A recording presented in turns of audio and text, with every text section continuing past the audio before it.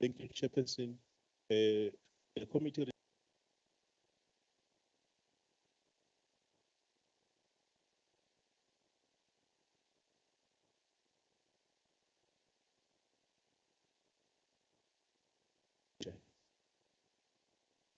Thank you.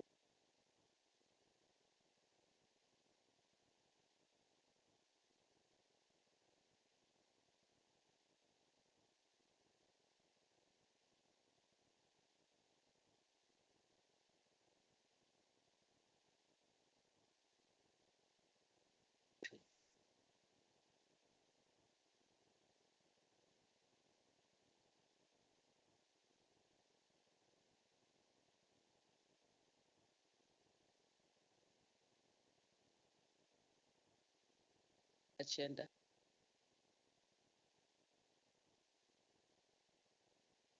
Problems.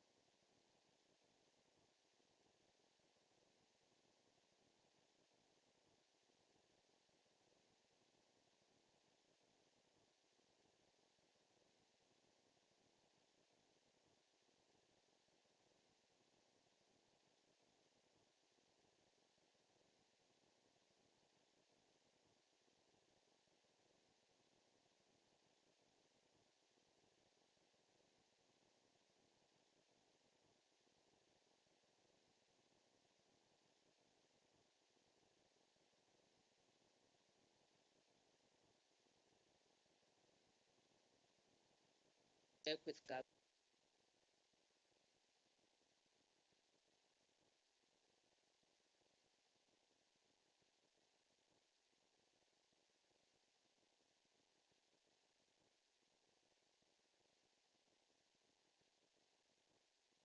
Today.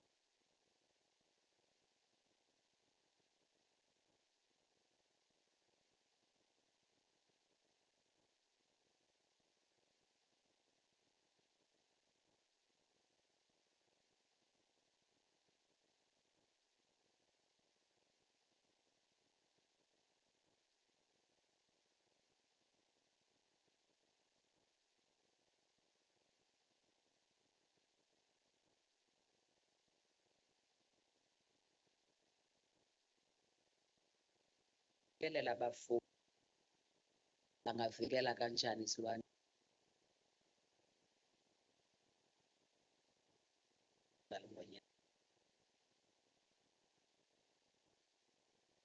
and izofasa kwi-stakeholder engagements share with immediately after sicela ne-report yasemzini yathi so that when you go to umzini at least some work side of it fanele isebenze yaccess ikiwe okubhaliweyo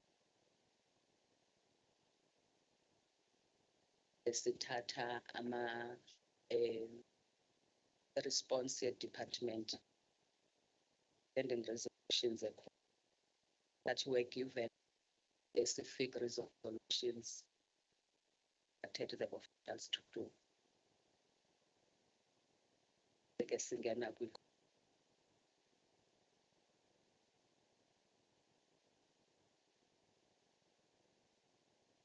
Members, is Omakanjalo agenda yethu. Today we have two parts.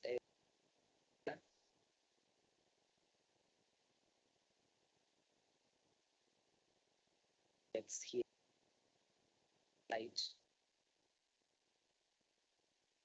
by one of travel to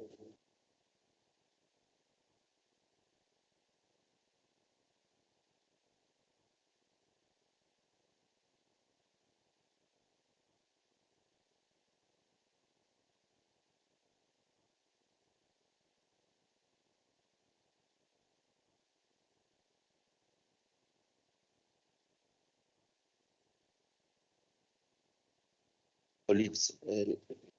Honorable Chair, we've prepared a presentation that touch in the main on the issues that were raised by the portfolio committee mainly during the last engagement held at Umhlabi.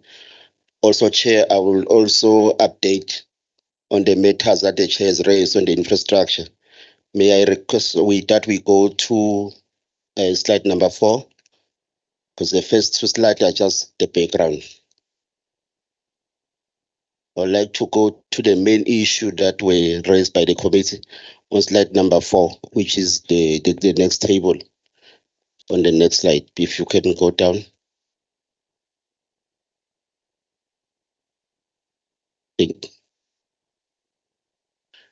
Thank you, Chair. Chair, the approach is to just zoom into the issue raised and give a feedback and where are we, so that the committee will then be able to check the progress and how far are we on each issue that was raised by the committee. The first issue that was raised is the issue of the payment by farmers in terms of debt collection. In terms of the background, Chair, there are issues in terms of the transportation of sugarcane that was raised, where farmers are unable to transport the sugarcane in time. As a result, it decay on the field. The issue of sugar mills, which is Tongatulate under Peace Rescue, and the issue of Upongola mill, which then was not able to do the surgeon. Subsequent to that, there were issues that were affecting the issue of water that affect the production, like the load shedding, the water infrastructure maintenance, and the breakdowns. And in an attempt to ensure that we do collect and there's an improvement in terms of our approach since the last meeting, we then ensure that we then redirect focuses on debt collection. We then have to appoint a a revenue manager who is someone within the structure to focus on developing systems and processes for revenue collection. This included a policy that has been approved by the board on just revenue collection, in particular for marketing, but also for the provincial programs like in Tingwe and also other revenue points of the entity.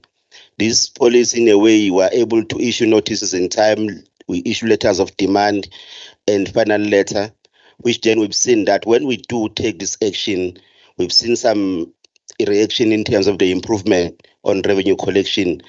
But Chair, as guided by the committee and the board, we have not disconnected in terms of water disconnection. The water disconnection will be the last resort as guided by the committee and the board. And this is, I think those actions that we are taking are helping, beside the actual taking to go to the extent of water disconnection. And we are monitoring this, and the board will guide us in terms of the next step. But so far, we see some improvement, and there's various engagements that we are doing with the farmers, which include the office of the CEO and the board, in terms of making sure that we engage on revenue collection. The revenue report does show that if we do then remind farmers and follow up on them, it does improve. But we have not reached the desired stage in terms of where we want to be based on our target for revenue collection. So these are terms that are structural. They do assist to improve the revenue collection in Kakule marketing. The next slide, Chair. If there was an issue that was raised in terms of how long will it take to repair the infrastructure, I'm responding also to the issue that was raised by the Chair on the issue of the infrastructure. For me to report what we do on daily, I thought let's just zoom into our turnaround plan. We did report that there's a plan in place, which is a business plan that outlines short-term, long-term, as well as the mid-term in terms of what we want to do to improve the infrastructure and where we're going to get the funds. We asked where we're going to get the funds. Chair, we have identified the source of funding. There's a call for proposal that is out from the BIF, which is a budget facility infrastructure under National Treasurer. We are preparing our submission. The deadline is on the 14th of July. We already started to do the submission, the proposal. Of course, got via through our department for the support once it is ready. But this is the only way that we could try to get the actual budget that will be able to help to make this scheme sustainable. To date, we did about almost $1 billion to make the scheme function because it's outdated. It needs to be automated. It breaks regularly. It is not coherent in terms of the current, even the equipment that we are repairing, they break. So we are, I think, hard at work to ensure that we raise this money. We're going to meet this deadline of the 14th for submission. But also, Chair, let me raise that the Makatini is part of the NDP. It does appear on the National Development Plan. Therefore, it can be prioritized as a strategic infrastructure for government to contribute to food security and for the province and the country. So we are positive that we'll receive favorable response in terms of the funding from the BIF. I know it's very complicated, but we are doing the best we can. The third matter, Chair, that we are updating in terms of the conflict between the farmers and landowners. In the last meeting, we did report that this matter will be escalated to the level of the board, and the board chairperson did also take up to a board meeting that was held on the 31st of May, wherein we affirmed the resolution that the board chair and the board deputy chairperson, Inkosi Umazibuko, he is the one who's going to lead this issue of the conflict under the Social and Ethics Committee of the board. Therefore, there's been already engagement with the trust and the farmers, and Chair can report with confidence that they are now listening. They want to sit down. They did write to us that they are willing to sit down, provided there's a mediator. Therefore, the committee did ask that the board be the mediator in terms of resolving the conflicts. We are going to then continue engaging them as the board. And the chair did ask me that I must report this matter in terms of how far he is, how far he has been communicating with Inkosi, Ukumete, and Nkosumieni, and also the chairperson of the trust. And these people are willing to talk to each other, but it's going to be a process of the facilitation in terms of actually being eye to eye on the land issues at marketing. At the moment, there are challenges in terms of communication or even collaboration amongst themselves, which affects a lot of service delivery at marketing. Chair, on item number 4, this was the issue of the conflict just amongst the farmers, and there's a plan and a strategy in place, and it's being done by the board. The issue of land claims was also raised by the committee to say ADA must play a role of a facilitator, working with Utarat and the farmers on this matter, because others on the ground at Makatin, we post the meeting of the portfolio at Mhlabia Lingana. There's been another further engagement with Utarat, which is the Department of Land Reform based in the province, to discuss what happened. And they did report that and admitted that there was an error on the transfer of land at Makatin. Error being done, the minister has been informed. The minister proposes an alternative land to resolve the matter than to change the land that was given to the wrong trust or wrong people. Also, our role is to engage both the RAT and the land commissioner and the minister, and this also is led by the board and the CEO. We will continue reporting to the honorable members and the honorable chair on this matter, and we think that even though we are not a land competent entity, but the role of facilitation that we are playing will be able to result, and farmers are able to work and listen to us because we're on the ground. They have a certain degree of confidence on our capability of engaging all structures on the ground. So, Honorable Chair, this matter is also handled by ADA, liaising with the structures that are responsible, including the Minister of Darat. Chair, I would like to go to the next page in terms of another matter that the portfolio raised, and the Honorable Chair did raise it on her opening remarks, that we should give feedback on how are we resolving the issue of the agreement between ADA and Umkhanyakude district municipality on the water abstraction. The short background is that Umkhanyakude is using the water that is under the license of ADA for communities around Umkhanyakude to a value of about 3 million rand a year. And they've acknowledged this, but it's been more than almost 8 to 12 months. We're unable to get a signed agreement so that we can be able to recoup these funds. And there are about 7 abstraction points wherein they take the water, purify, and give communities. The portfolio advisor, this matter must also be escalated to the MEC for culture.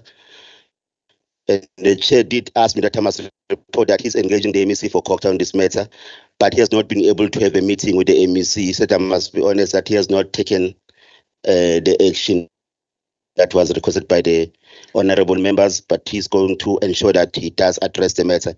But also the administrator of the municipality, the chairperson, will conduct the administration so that we can be able to get to the bottom of the matter and be able to resolve the issue of Umkhanyakude. Honorable members, the issue of us maybe disconnecting the water for the communities, we made a decision at the board level that for the sake of communities and water is life, we were not able to say we are stopping the water, but for us to engage the structure of government and be able to fund each other and let them pay for the water. And that will be helping a lot in terms of our revenue, because our revenue is about 7 million. The 3 million that will come from Umkhanyakude is almost 45% of our target revenue just for water collection at Umkhanyakude. Honorable Chair, these are the matters that are pending and eminent from the committee, but out of the report, I would like to address the honorable chair and the members that the issue that was raised about the pack house has been really attended to. The pack house has been identified, it's under ADA's asset. To that extent, we are engaging in terms of being operational. We have costed is about 450,000 just to do the equipment. Since it was new, it has never been used. So we really appreciated the pressure and the guidance of the portfolio committee about the pack house that is not functional as raised by the farmers. The other infrastructure, Chair, is the necessary, which is functional, and the farmers are now accessing the seedlings produced by the department. It was a matter of collaboration where it will link the farmers of marketing so that they can understand what is happening in the nursery. And that nursery is part of the mega project of the department wherein they supply not only marketing but the whole province with the seedlings. And farmers now are engaging. So we're engaging the farmers, the department at this level so they understand the benefit for them at the nursery. The other chair, which was the JVAC, which is part of the Intenga Trust, the Tenga Trust, it belongs to them. So they're having plans to get an operator. All we do, we're playing a role of facilitating the issues and the problems with the farmers. And Chair, we will keep reporting all the update. But for now, we can say the issue that they brought, the committee, Honorable Chair, that have been guiding us on marketing, we've been attending them. Some are resolved, some are not, some are still under progress. I would like to thank you, Honorable Chair, and then Mbonge nama honorable members of the committee. Thank you.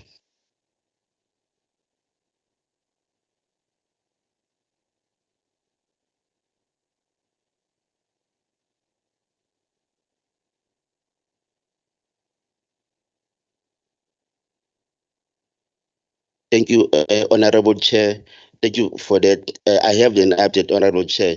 What we did on the market access is also liaising with the Department of Trade and Industry and Competition through the Deputy Minister. Therefore, they were able to make a pronouncement and a commitment to assist us with market access in terms of one partnership so they can fund us on the issues of coming up with the issue of branding and marketing of the product, because there's products in marketing.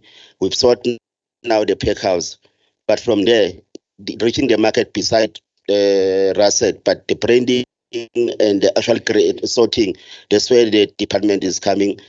Through that partnership, they are committing to help us, and not only committing, but there's also tangible progress in terms of us being able to cause what is needed, and also helping by bringing their official from national to train our farmers on the branding and marketing, and so that the product could be added value without just only selling them as raw products. But also the issue of liaising with Raset. Luckily now Raset is within our department because we're an entity of the department. It's easy to liaise with Dr. Mieli, where in the issue of market opportunities, mainly in the Richards Bay, we've unlocked that one. And the second market was with the school nutrition, but also they've helped with the issue of the transport, because trucks now belong to the department. As an entity, it's easy to get the issue of logistics, moving the product to various destinations. The challenge with the market access, Honorable Chair, is still the sugarcane. Either the pricing or the delays wherein mobile which is a problem for our farmers. But how we've unlocked today, as I talk, Chair, this afternoon there's a meeting with the GM of Upongola, wherein we're saying we wanted staging so our farmers could get a quota at Upongola mill. They've been very difficult, only giving a quota to certain farmers which are around Upongola, not our farmers of Makhathini. That the matter that I think must be attended by us as a government to unlock the issue of Upongola mill.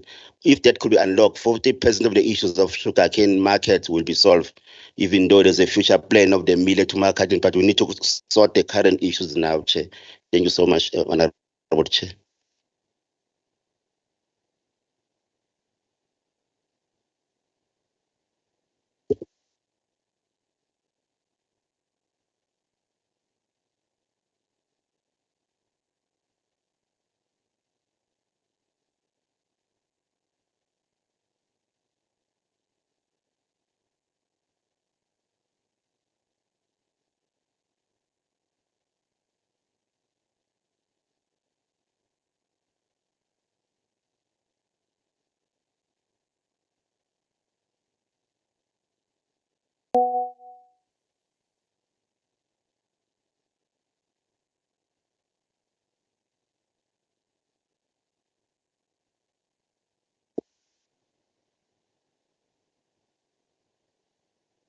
Chair, thanks. One quick question, Chair.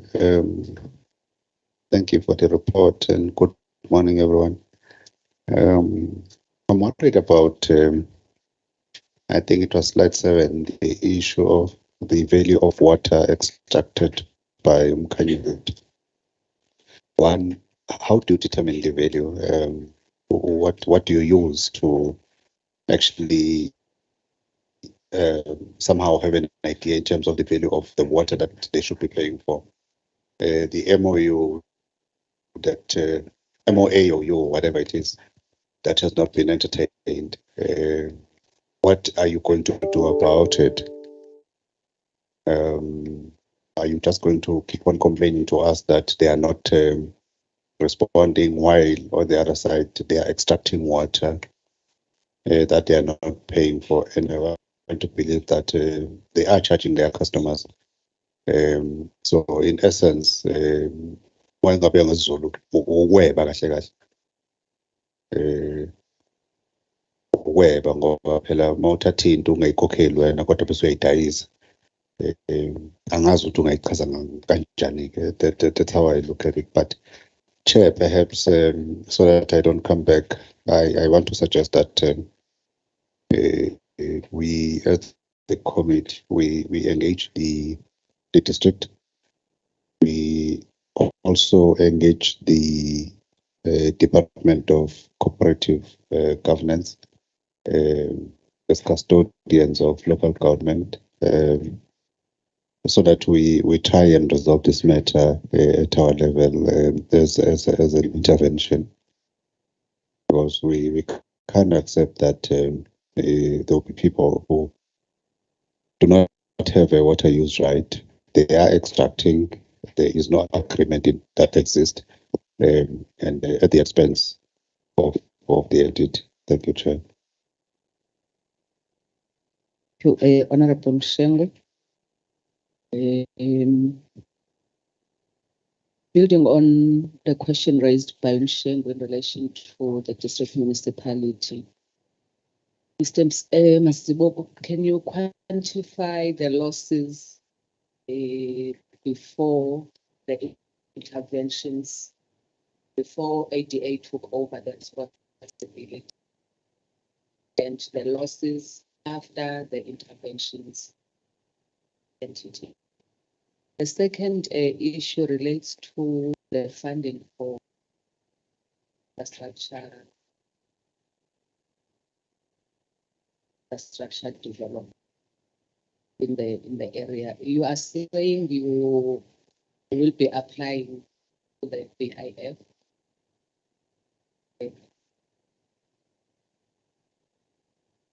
The department, I think early this year, they reported to the committee that they were promised funding for agri-hubs through the same vehicle.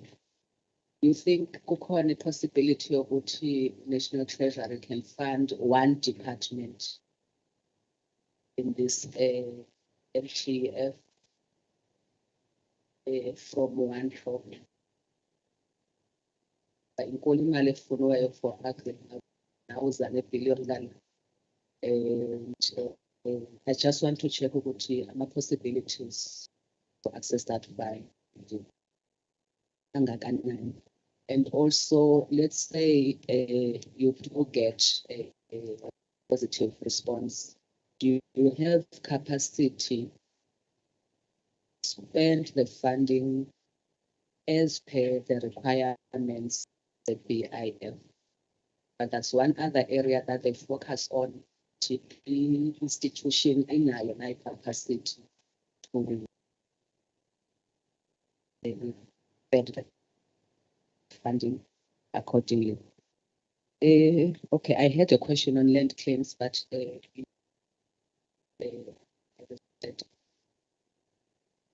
do you have reference numbers of the claims on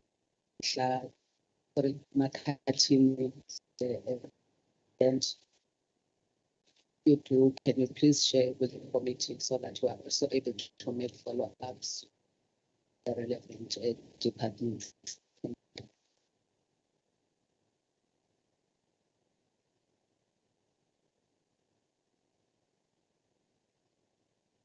Thank you so much, Honorable Chair.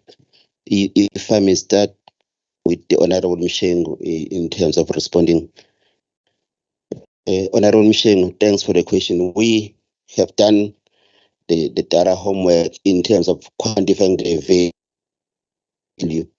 In fact, in each abstraction point, the municipality have put a water meter. So, and then that water meter, we have quantified based on the costing. Remember, our intention is not to make profit with this water. We know, I think it's about 33 million cubic meters that they take per year. And then we do then quantify that with the actual charge that we pay the Department of Water and Sanitation. We have the water agreement as to other with water and sanitation. We're paying, and we know how much we're paying per cubic meter. So we use that model to say we know exactly how much water they take each month, each year. Then we quantify. But the position of the board also to respond to the honorable chair, they thought that let's not go back because we thought let's go from this current financial year that is already ended. So the previous financial year, we were more like considerate to them that, okay, we'll start with as from April 2022. We had hoped that they'll cooperate, because if we go back for many years that they've been taking water that they've not been paying for. But we're going to do it because there's a resolution of the chair that let's go back and quantify for the work of the committee, that the committee will know how much. Let's say go back 5 years or 10 years, and since we took over going forward, so that we can have a bigger picture of the cost implication. Chair, with the cost we have was going forward, and our approach is to quantify using the actual rate that we are being charged by water and sanitation, because I do sign a water agreement each year. So, Chair, we're going to do that work that you've asked us. And Honorable Msheng, we do have the figures, because we do have the quantities of water that they are taking each month, because of the water meters that are available in each abstraction point, because there is very formal. They've built it, taking water from the canal, have a fence, and they do then take water from there to the community. The second question from the Honorable Msheng was the issue of the MOA, and we've been guided by the Honorable Member, Honorable Msheng, that maybe the committee will also be taking charge of this and engage the Mkanyagute. But also, we were guided in the last meeting that also the chair of the board must also talk to the MEC for court. May I also continue and maybe respond to some of the questions raised by the Honorable Chair? The issue of quantifying the cost, the losses before and after. I've addressed it, Honorable Chair. We had then done only for 1 year. We're going to go back and report. We are not going to wait for the meeting. We're going to submit to the committee, liaison officer, in terms of getting their report immediately within a few days from this meeting. Chair, I'm going to be honest. We are struggling to run marketing, simply not because of the capacity, because of the infrastructure. If you look at our reports, this thing is 45 years old. It's outdated. If anything breaks because of load shedding, everything shut down. Yet if it's updated, if it's up to date, if something breaks, it's only gonna shut that area. So you fix for 500,000, and then anything happen, you go back to 5 million. Loss. So to be honest, is a high risk of government to continue investing in that state. But if we stop, the people will die. At least we see some produce, we see still grain, we still people are living, and there's only thing that people are living on at marketing is on agriculture. We feel that we've got an obligation to soldier on and support those farmers. The capacity, Chair, we have to build capacity. When we have to face such a magnitude of the project, this ability to build capacity, but all we have is working systems and the agents. We've turned around the agents. We've redesigned the systems. We've renewed the structures. We've done piece of re-engineering. It's plug and place now. If there's any project that come in, we're able to then take it and run it. We've got a clear process management system because we're a project-based entity. BFI, when it comes, will build the capacity. We'll be able to deliver on it, and we'll understand the conditions and terms. The ability or any possibility to be funded we have to keep trying, and our only hope is one, because marketing does reflect on the national development plan, in that it could be a prioritized project. We think it's worth trying that not to, because the committee asked it. You said you need money, and there's no money in the treasury, there's no money in the department. You have to go out and try. And Chair, we're going to try. Thank you.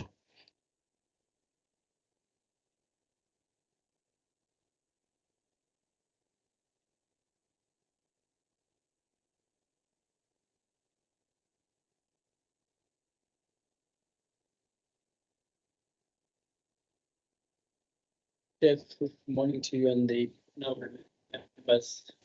The item, Honorable Chair, is by Dr.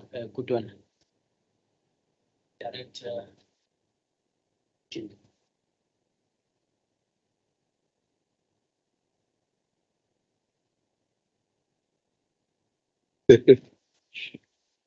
Good morning.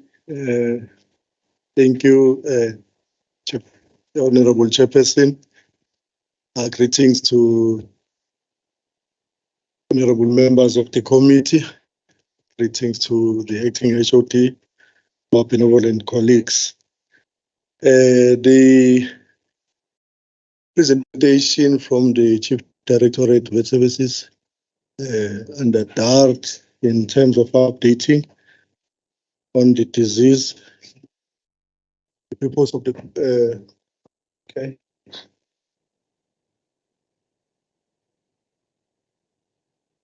I will start with just the introduction. The African horse sickness is known as the Smolly in other regions, or Isipusamahashi. In other areas, it's a highly infectious, non-contagious vector-borne disease which affects equids, amahashi, zebra, namadonki, the male, mules. The mortality rate, it's around 70 to 90%. How it contracted? It's directly from horse to horse. It's directly from horse to horse, or it is transmitted by culicoids, which are isbao or mosquito-like insects, which will be biting one horse to another horse. But if you keep horses together, like what happens in the race yards, there's no risk of transmission. The problem over mosquito-like image, which then sucks blood from one horse to another. It occurs mostly in the warm, rainy season, where midges are plentiful, and it disappears after frost. This is really Honorable Chairperson giving you background. We've lost a lot of horses, around 300 as reported, and officially around 35, which is a challenge. The reporting systems are not in place. The disease manifests in three ways. Corner is visual form, which is a den gop. You see clinical signs. Then there's another one which is called the heart form, where there's a swelling. As you know, a high blood pressure, also they swell in now. Swelling also in the horses, exhibited around amesho, eye sockets. Then there's a mixture of the both, where there's both the cardiac form as well as the pulmonary form. The presentation signs, or the classic signs, there will be fever around 41 degrees Celsius. They will have difficult breathing, open mouth, and hanging head to show that they're in distress. They will have a throaty discharge coming from their noses. Then they will eventually die. It's recorded that the mortality rate is around 90%. how do we control African horse sickness? The control disease by a legislative framework, Animal Disease Act 35 of 1984. We are supposed, the department, to respond and ensure that this disease, we prevent it from occurring. There are implementation measures which are stipulated by law. We are, however, very limited to be able to respond accordingly. The key to our response is mainly extension advisory services to get all the horse owners to be aware of what we call the issues around the horse ailments. It's not only limited to African horse sickness, Chairperson. There's also other diseases which are supposed to be controlled. There's a disease called Dorin, which is a reproductive disease where it affects the reproductive system of the horses. It's also a notifiable disease. There's also another disease called Strangles, also a controlled disease. By law, we need to also be reporting to our international partners, World Organization for Animal Health, if we do have this outbreak. And they are only reportable through state heads. We did get reports in the province around 300 horses, but that report is unofficial. The official one reported around 35, which were reported through the systems in place. The protective measures, Chairperson and the members, are very simple. You need just to bomb vaccination as a response to any other viral disease. As it's following COVID-19. There are certain limitations and challenges as well in ensuring that we employ that particular strategy. We, in the year, did get the reports that there was a shortage in terms of production of the African horse sickness vaccine, which was a limiting factor. Hence, we got a lot of these horses dying in the province. The other control measures which are in place, Chairperson, it will be ensuring that you then stable your horses during the peak times of the insects. So it is recorded that the insect is very active in the morning sunset as well as in the sunrise, mid-afternoon. So your horses need to be kept in an enclosure.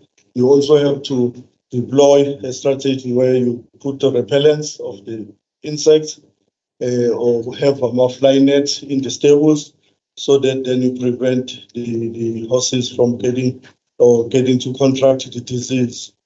There is also trying to do. I told you I'm sorry, but I can't see where you buy it. This is correct. okay, sorry. That's a different. No, it doesn't. It's the same presentation. It's just that I'm using my small gadget, which I don't have control of. Maybe I needed just to indicate slide number 2. Oh, we are in the control of the AS. No. I'm in that slide. It's on there, but we slide where About 5 minutes. We saw the cost now, so what's the motion actually?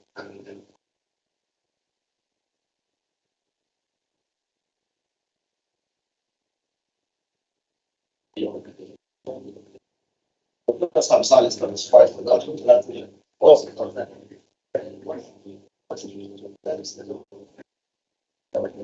Okay, thanks. Apologies. I thought I was just giving the very information which needs to be given to the housekeeping communities out there. It's just basics. I was just concluding on that one, the protective measures, ensuring that the horses are protected, not only vaccination.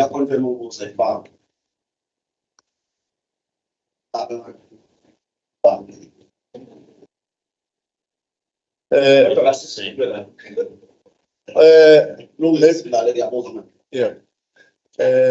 No, thanks, Honorable Member. Apologies for that. Probably there's been some few changes which were made in aligning the slide to, but I do have this one as to respond to what the department has been doing. Probably one wanted us to compound as to what the message we want to drive out there to the horse owners.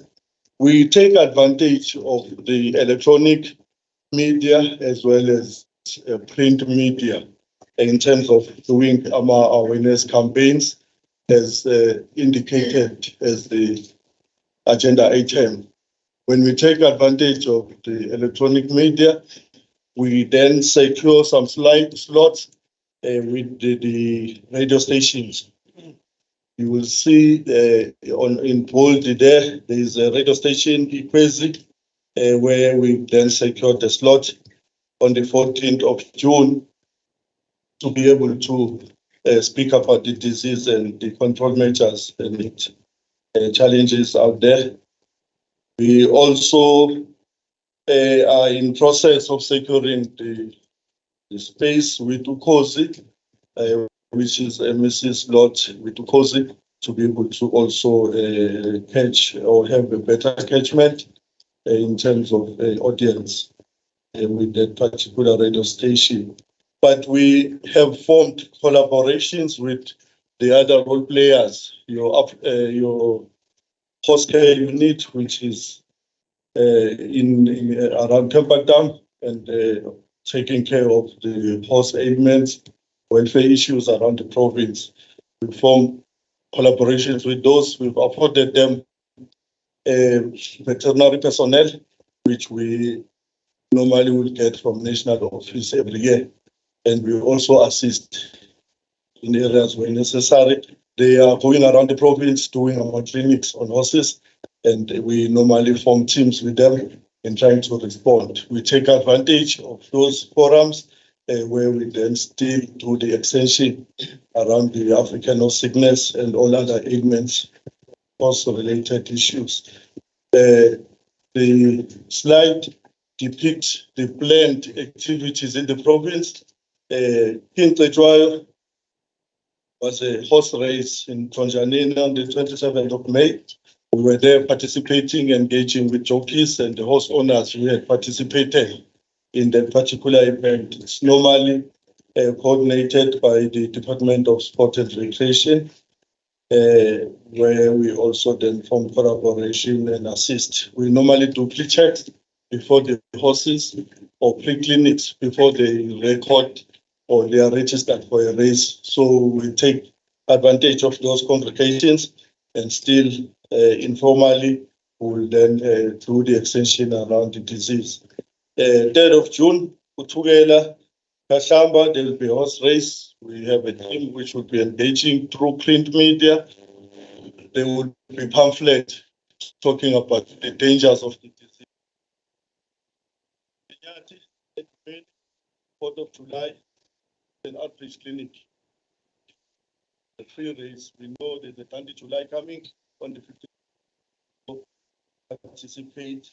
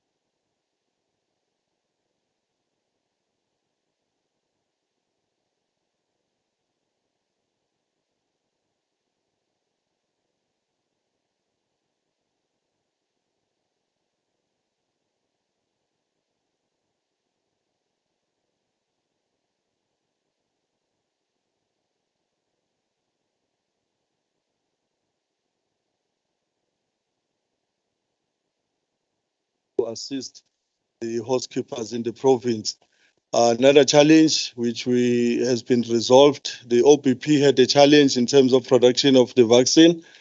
So they had promised that this month they should be back into production and people could still benefit. There are other big issues with that.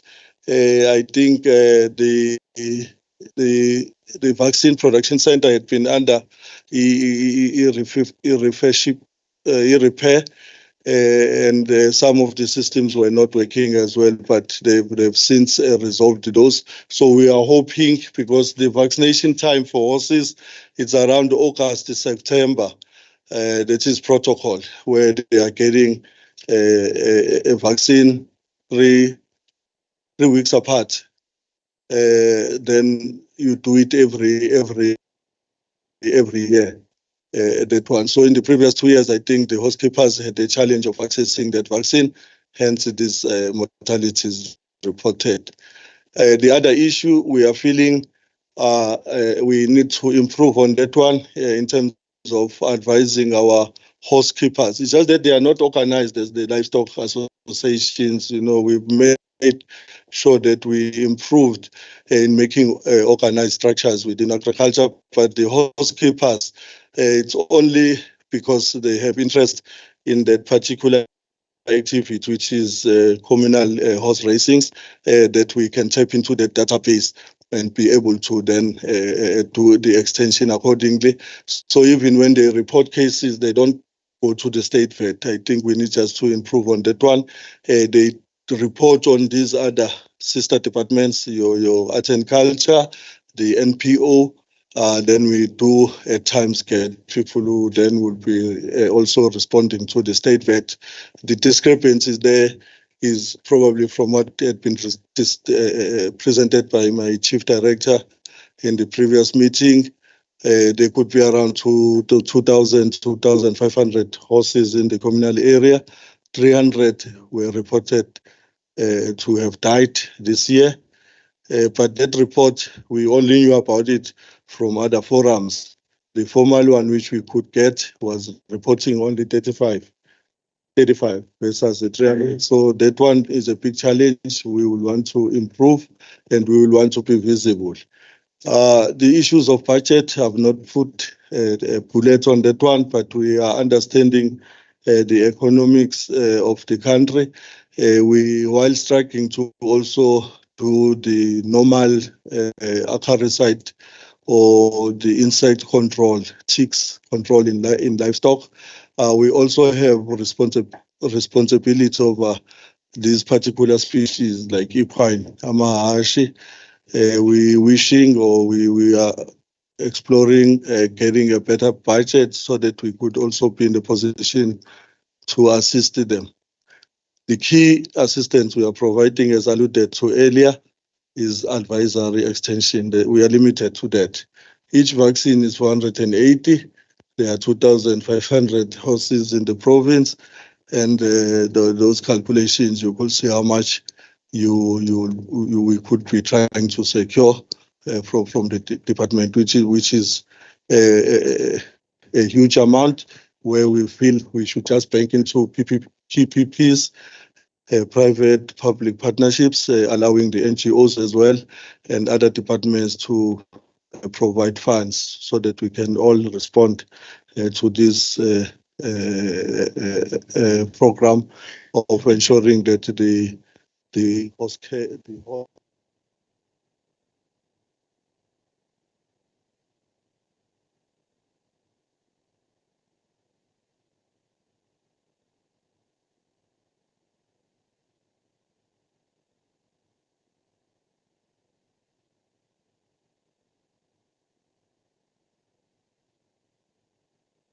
The doctor has presented.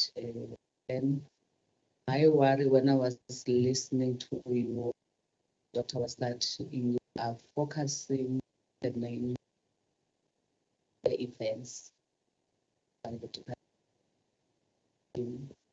and I do not see much of engaging as a department as much as it's okay to attend other forums, but I be more stronger department in leading on this aspect. Many of our participants that participate in those are not empowered to deal with general care.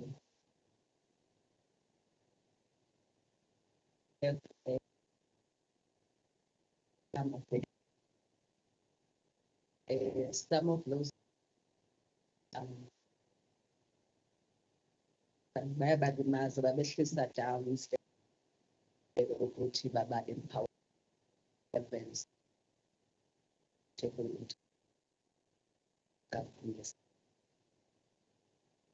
so besizocela ukuthi awareness campaign landele kuphela events but iqala ama-engagements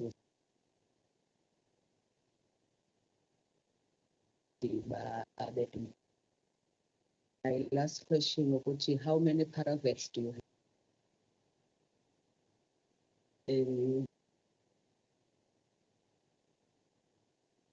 Okay.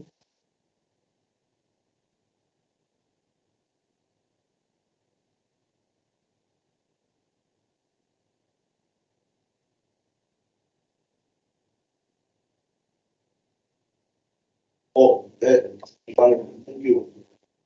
I think I'll understand Stalong ngoba sayithola kwi last meeting, but i-presentation la esithola izolo ebusuku ne-present ihluke kakhulu, isele kakhulu iningi, but ngoba sayithola last meeting kungcono. Kodwa Sihlalo, I just wanted to check ukuthi I think this question I once asked in the last meeting about other programs. Ugu is not here. Yeah, Ugu is not here. Manje, I think it means you are not even noticing that even in the last meeting I was questioning the same thing, and you come back with a program with the same challenge where there's no Ugu. And if you look at your challenge, your challenges, one of them is that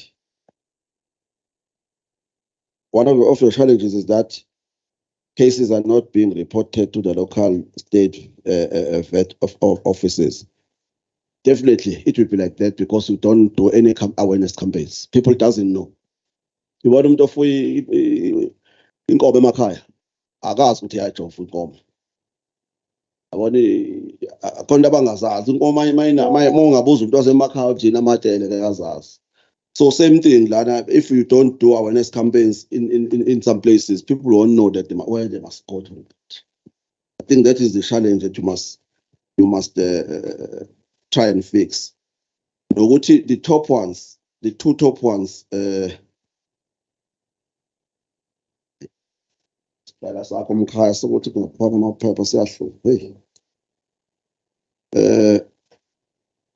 two things I try and not together.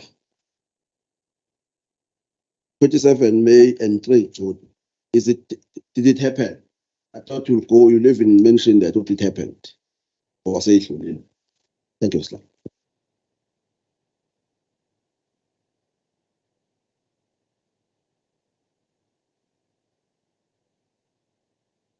I just wanted to confirm, is there still you might have answered, is there still a shortage of the vaccine or there isn't? It's June now, is it available or is it not?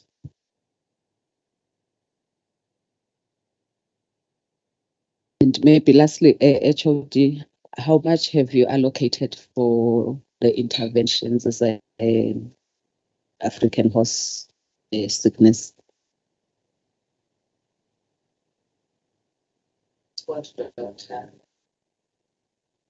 Thank you, Chairperson. No, I do admit we have not been doing much in terms of responding to horses in the province.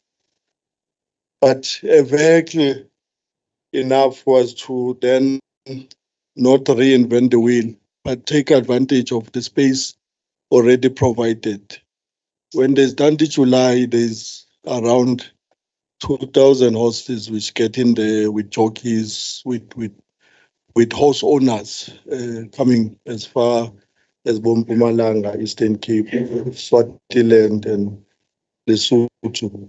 So I think that is where we responded well in the previous 5 years, trying to communicate with the horse owners who are responsible, who will also want to make a living out of the horses, the stakes, the competition. We started from there.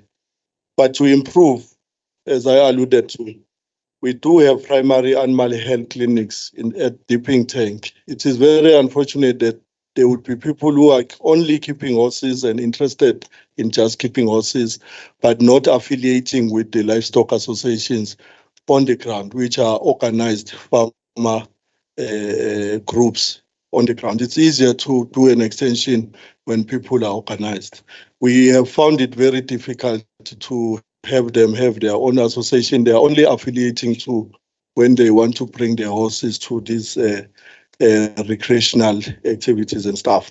But we do, while we engage at Dipping Tank level, we've got every quarter at least 3 farmers' days. So we've allocated a slot. It's just that we are very responding to OFMD because of the nature of the disease and stuff. But with these mortalities reported, I think one just needs to improve in terms of the giving slots as well for African horse sickness during our farmers' days and inviting the horse owners as well in such. But there is a schedule for farmers' days. We just need to then improve and also add the responsible horse ownership as a slot in there. The NPO chairperson, horse care unit, when we were afforded, we've got around 16 vets which are provided by national, paid by national, but deployed in the province. We've covered all districts. We've got clinics and staff. Horse owners are also attended to. We also perform gelding, turnover mahash. These are skilled veterinarians who are deployed in the province, so they complement the vet services of the province. So we do respond to horse ailments. I did mention the disease, reproductive disease, Dorin, to prevent it from moving. Once it's wholly positive, after testing, you have to castrate it. And it's quite an involving surgery. You could lose horses. It's a very protected one. There's anesthesia, you knock it down and stuff. So we do respond and do some few geldings where there could be challenges of that particular disease. The NPO itself, we've also afforded them that particular vet to support them because they don't have a principal vet. Where they've got cases in Tugela, then we bring this complement. Our CCS, we call them community vets. They come and respond. So we're working hand in hand. We've tried to maintain that for the previous 5 years. It's working well. That is where we get these other reports from them that there are diseases or there are cases out there where we need to respond. We might be limited in terms of medication, but they do have at least a budget which they are afforded by art and culture.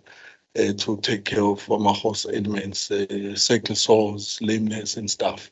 So we afford them with personnel, but the remedies and things are within the NPO. But they also have limited coverage, as honorable member said. There is no mention of UKU. The reality is the paravets are the AHTs, animal health technicians, who are supposed to be seeing at least 5 deep tanks. We are overstretched. They see around 20 at some stage, around 15. So a deep tank to us we are interpreting it as a mobile clinic or a clinic, where you get to provide a service. So can you imagine if I have to provide 20 deep tanks but I'm alone. So which means the time I get to the sixth one, and if there's a disease in the first one I've seen in the last quarter, so particularly the budget, we can't have all those warm bodies on the ground. On record, they are around 141 chairperson. It's not a direct figure. I could provide that one later. Then vets, we managed to improve on that one. We could be having around 21. So each district has at least a vet. It's only Durban now with no vet. Trying to also get that to be fast-tracked. The other programs within vet services, I think we've done something to recently employed some few vets in the new export and whatever export and import unit, which is stationed in Durban, take care of the consignments, the animal programs, animals and such. Honorable Chairperson, the Ugu, there's no race. In Ugu, there's no livestock sales. Definitely, when we map the province, Honorable Chair, we know there are corridors. The corridor will be okay. Thanks.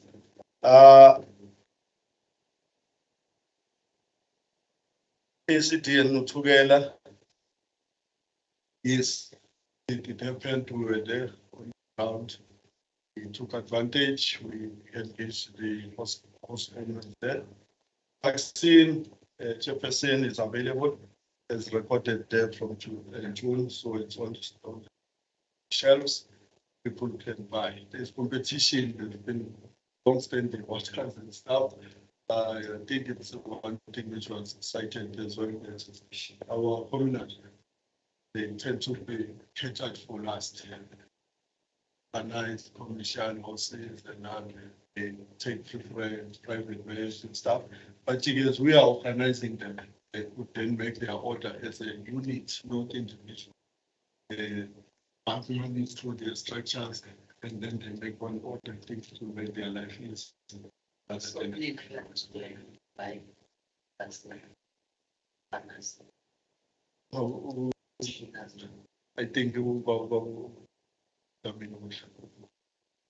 better position.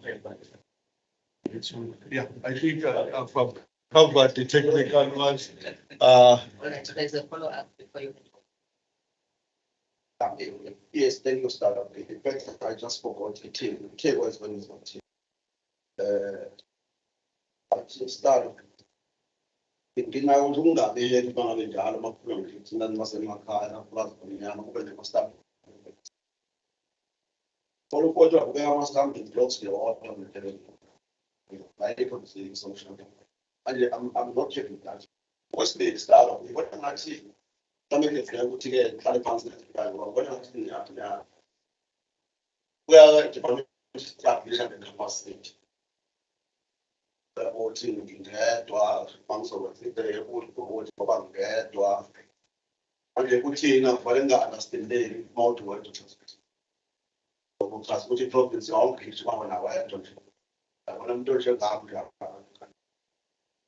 but I'm the Facebook market and that was the market. When I'm going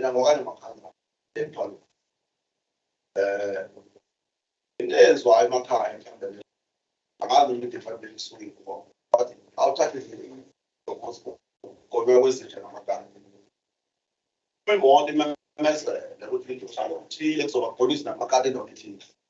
We will be like that. So, but to get him about and now I think for this thing, we'll do it. Now, I was saying, we'll do it, but my just to do the full job that I've done. We can't fit total is not for that to be called. I suggest to think of it as a macass. I was easy. One of our Baba and told me he has the first. But it doesn't say that was the best. Oh, so that was the best of our farmers to 2 years. kule emakhaya ngaphandle kwekokwenza awareness kuba batshe nanga ama-phones lajoyini esibadrini but abakwazi ukuzifumela simona.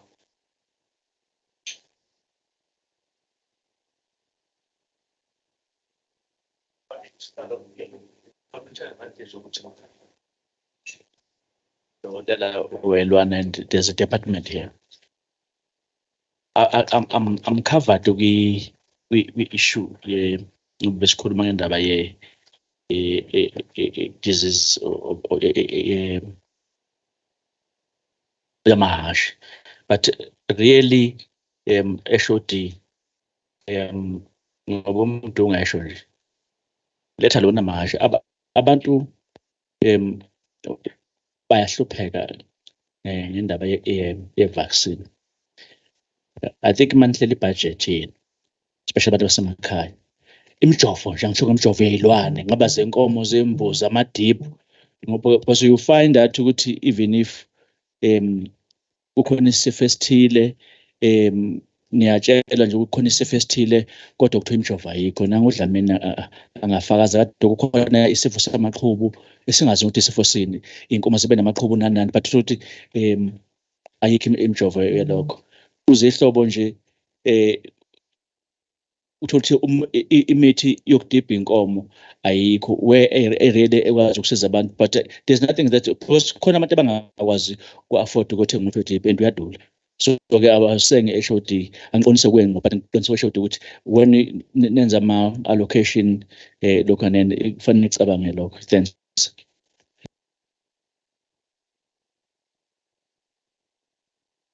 Yebo. HOD. No, Ngicela ukuconfirma uthe vaccine ngalini 180 rands 480. We hash a lot.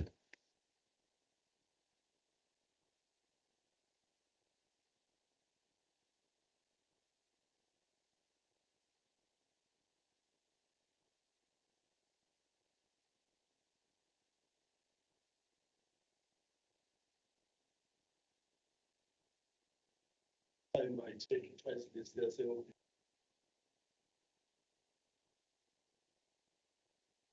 for many a time, ubabona amahasha awusi ujoba lawa athanda kakhulu lawa amanye. Thanks. Presentation, I want to say it's not only limited, so it went amanye ama-does as of state ingatransmit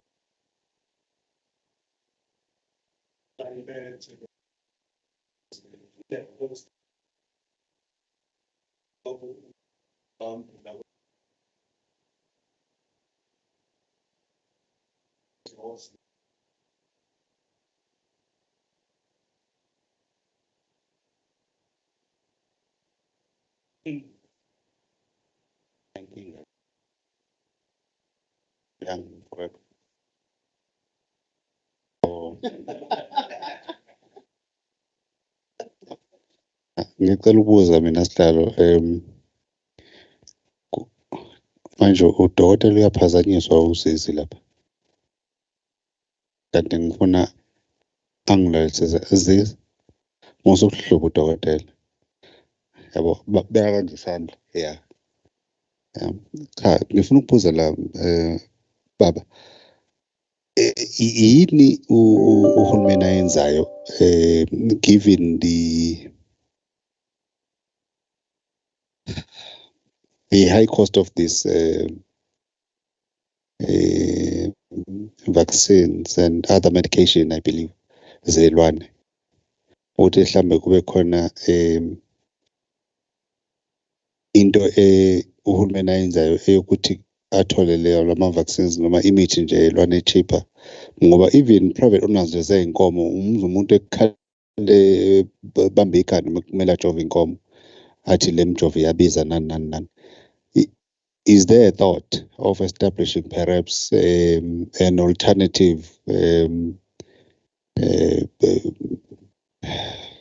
factory or something that would manufacture these vaccines and other medication for animals. Kubuke ngathi ukujova inkomo seku more expensive than ukujova umuntu. Nange umuntu ngegcizelele ethi sekunjalo. Is there a thought around ngoba phela mhlambe into ye state pharmaceutical company igcina ingakhulumekanga kahle ngoba mhlambe kubonakala ngathi sesifuna ukuthatha umbele ebelungwini. Is there a thought around establishing a state-owned entity that is going to produce cheaply to enable even those who are poor, abanamahashi nenkomo nani, not for business purposes, but for leisure and all of that? Thank you.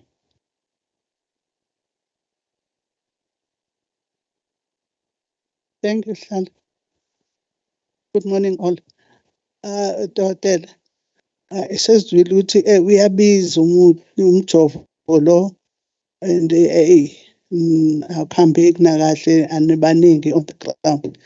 Then my question is there anything like spraying imithi, like spraying of the horses mhlambe abangasizakala ngabo labo njengoba kusho ukuthi mhlambe umuntu uzothena amahasha u12 athi hayi angingona ngihambise lawo 4 azwe emthaqweni ngoba kanje ngokubiza. Ikhona into ekhona ama sprays mhlambe enganikezwa abantu emakhaya ukuthi go for this type of a spray your horses so that these insects like an insect repellent. Thank you. HOD.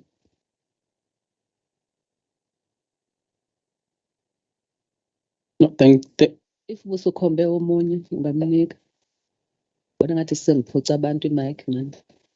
not it is just on whatever Dr. Kotwane would still want to respond to, if he wanted to still respond, but I can respond to some of the questions.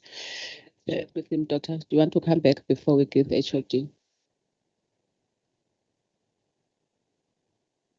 No, angifuna ukunithatha. No, the other one, maybe the presentation did touch base on OBP, on the Stepford Biological Products, is state-owned.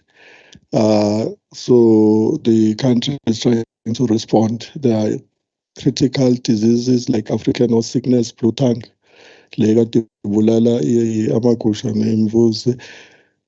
because there was a challenge. So something is being made at the higher level to ensure that that particular vaccine center is capacitated to handle our demands now.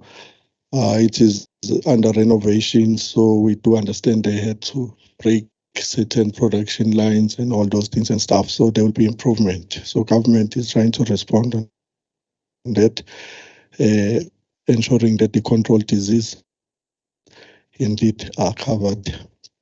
We also form cooperatives, livestock associations on the ground, organized structures.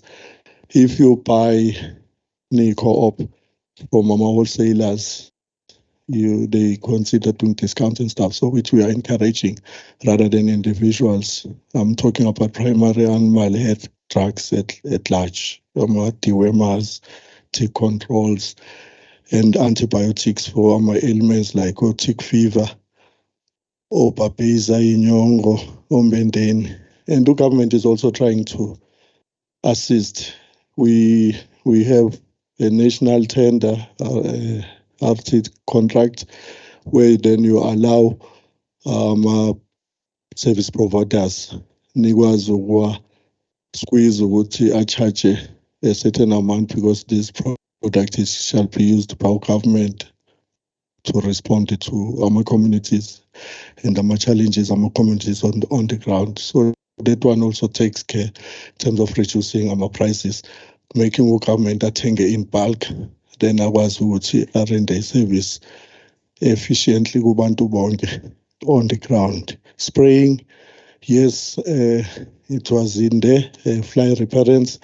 It's also available on the ground. It's part of the package when we do our extension to say these are other measures. You don't only rely on vaccination, but there are other control measures like spray. We will try to take it up with the RT10 because government list these particular remedies to say these are user-friendly, they can be used by communities provided by government. So I think in the next engagement for ERT contracts, we need to then also prioritize these particular remedies so that it becomes an option. But it's available on the shelves, TWK, all the co-ops and stuff. But as Honorable Member Shilo, extension. I think I'm taking a message, or we are taking a message as a department to improve on that particular one. Thank you. You mentioned goat sickness. You are reminding me of the recent incidents in Msinga. Mafila ibhokhwe zabantu zifile eMsinga. Farmers were reporting to us, I think about 10 of them. One lost about 40. Others 15, 18, 20. Kanjalo, how have you responded to the outbreak there? Thank you, Chair.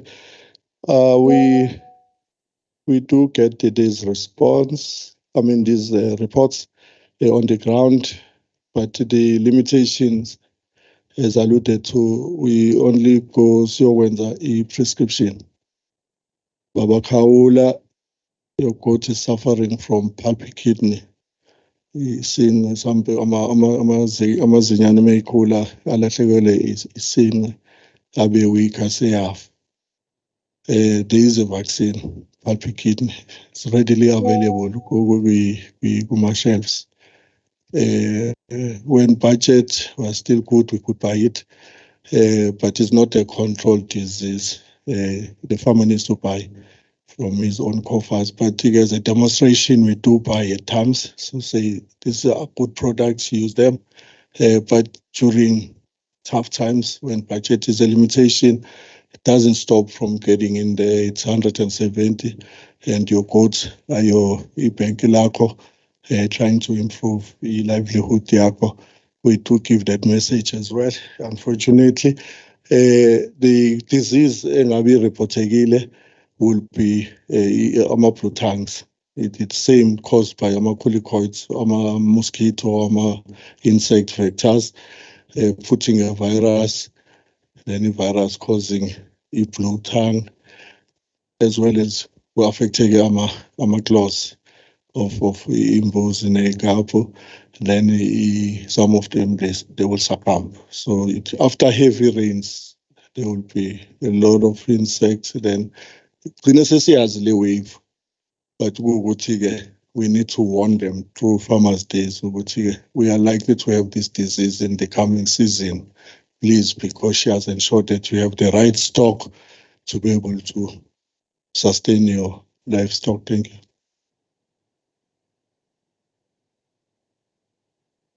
Just that you can't afford to buy.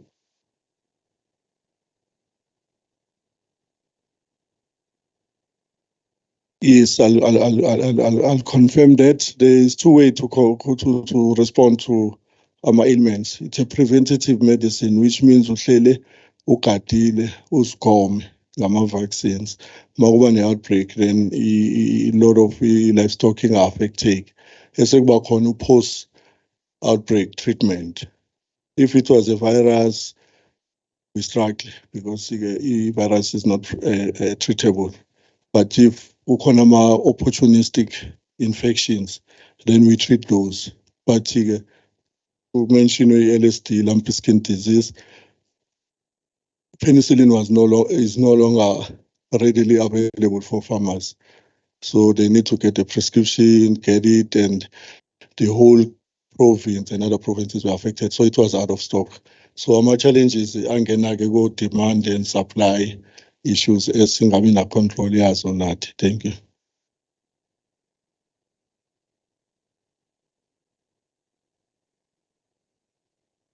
Thank you, Hlan. Siyabonga Dr. Ngicela hlalo through you. Last time when we were, where were we? Quiet. I requested from the HOD ukuthi where is the media platform? Because listening to what is being said in this house, some of the things could be prevented by simply saying, in this station at a certain period of time, there's agriculture. They are talking about this. And people will tune in either in the radio or on the TV, and they will learn a lot and what to do and what not to do. Sisizwe uyuhulumende ngoba wasinikeza ama-gadget esingawafakela amadatha. Abafaka amadatha angazi benze njani. Uma ugulela uvula la, utshele uFacebook abanye abantu ukuthi yenza ukuthi nokuthi uthathe uhlanganise uhambe wenze okunye kuphumelele. Where is the media platform for agriculture? Thank you. Thank you, HOD. Thank you very much, Honorable Chair and honorable members. Honorable members, maybe if I were to just elaborate on some of the issues that were covered by Dr. Kudwan, starting with the one which was mentioned by the Chair herself, that of general empowerment of the public regarding the services that we do, especially regarding the African horse sickness. I want to couple it with what Honorable Khaliza was identifying as a gap in terms of the districts that we are going to be supporting.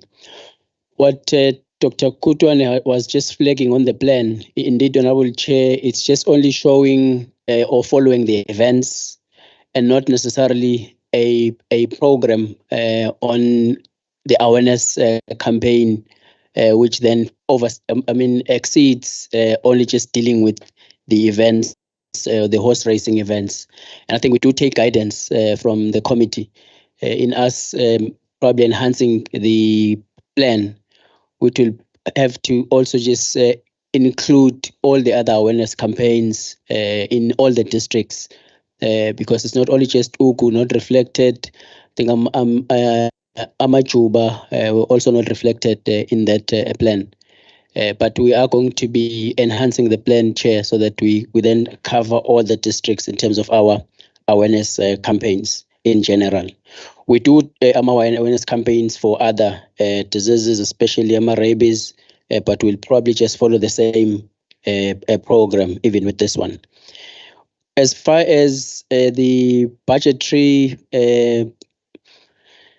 requirements having been addressed for this African horse sickness, Honorable Chair, in our last engagement with the team, I will be honest in saying that we had to reprioritize so that we make some allocation available for us to be able to procure the vaccines.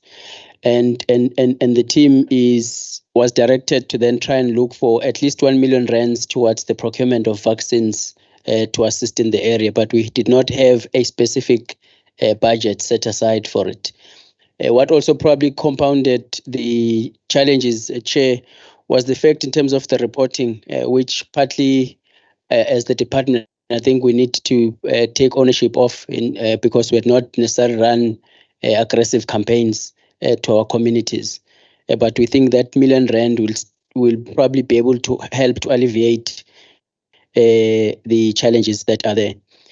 The fact of the matter, Honorable Chair, is that the government fiscal envelope or fiscal envelope, Chair, has shrinked over time.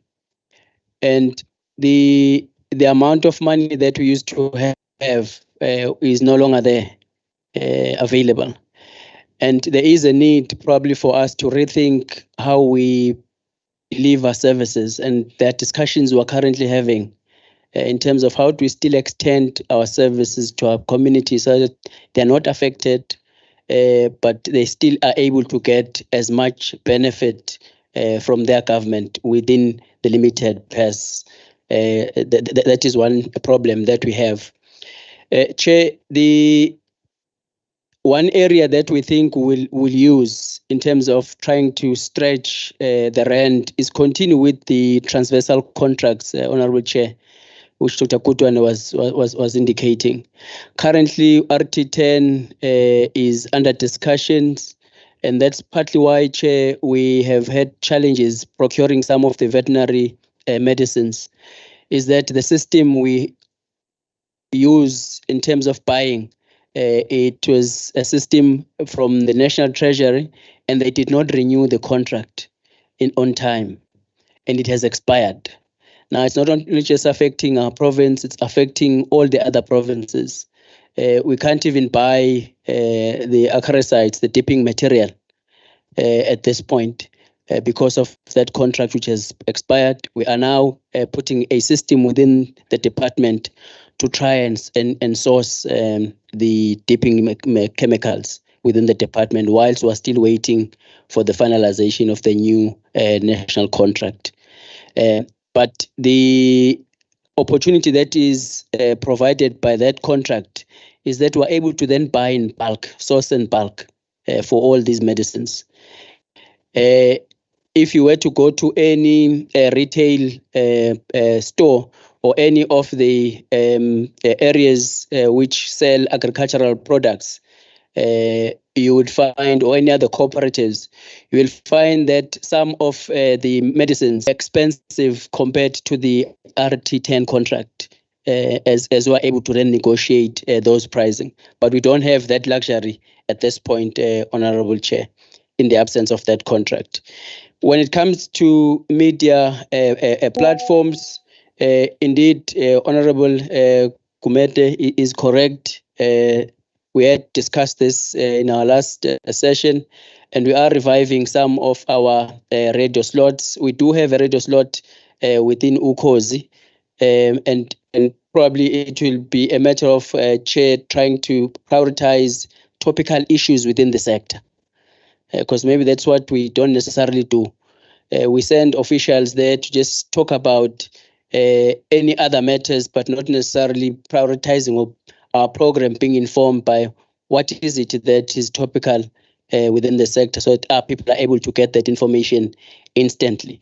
So instead of maybe us going to talk about vegetable production in that slot, we should then probably look at what is it that is urgently needed by our communities to be communicated, which would include the African horse sickness. So that's how we'll be planning our work moving forward, Honorable Chair.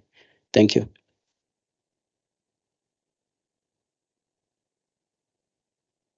Thank you, HOD, for those responses. HOD, I just want to remind you that at the beginning of our term, the committee took a decision that we will focus on 2 programs in the main of the department, and it was vet and research. The MEC Mloyi, in one of her budget speeches and in the committee meetings, committed that as a response to the resolution of the committee, you are now going to build capacity in the vets unit. At the time, there were a number of posts that were not filled, and we appreciated the plan to fill some of those posts within the term. But ngathi uthini kwehla kuyenyuka, and we do not want to write a report at the end of the term to say what was committed by the department through the budget speech of the MEC and in our committees did not happen. I looked at the Green Book. I-budget yawa-vet ayinyuki ngale ndlela efanele inyuke ngayo, sasikhulume ngayo. into eyenza sibe ne-focus kakhulu kwi-vet services ukuthi all these other investments that we are doing, livestock, ntonton programs, improvement, there and there, if this unit is not strong, that will be a wasteful expenditure.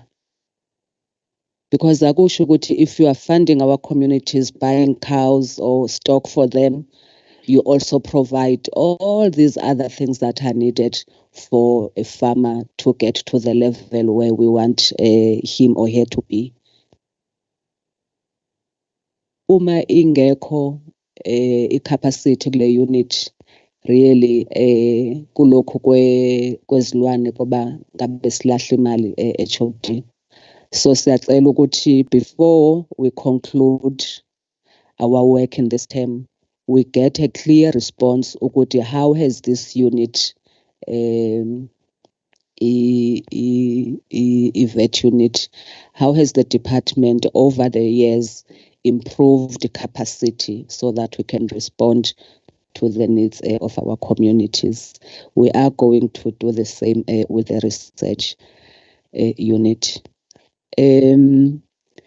The 1 million allocation, I think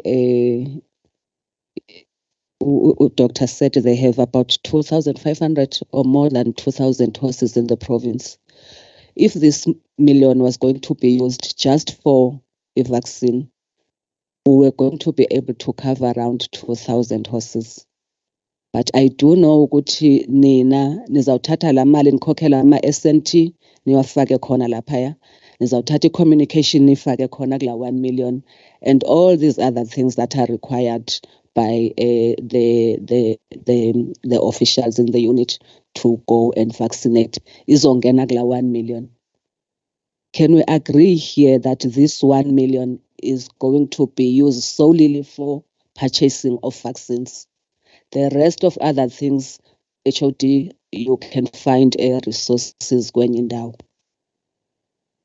Honorable members, do you support that? Thank you, honorable members. All right, I think we're done with this item. We've taken long, in fact. Item number 4.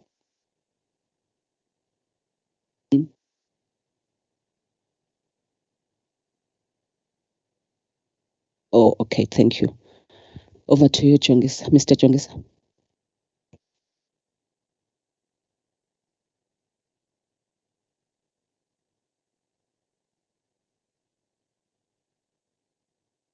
Good day, Honorable Chair and Honorable members of the Portfolio Committee. I'm going to take you through all those items, but for item 3.4, I'm going to request Mr. Dlamini, who is the District Director for Zululand, to take us through the report. Sorry for that, 2.4.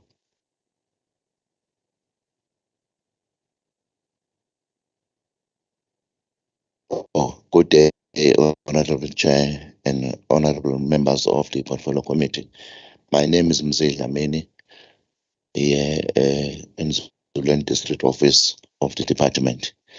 In terms of the resolutions that were taken in 2020, there is one resolution that relates to a Zululand District. We had then cooperatives which are 8, where the department gave them or leased tractors to them, and now there were problems within the members because they were charging fees, and some of the people that were supposed to pay were not paying the fees. So the resolution, that one was taken by the committee. Let's say to the next slide.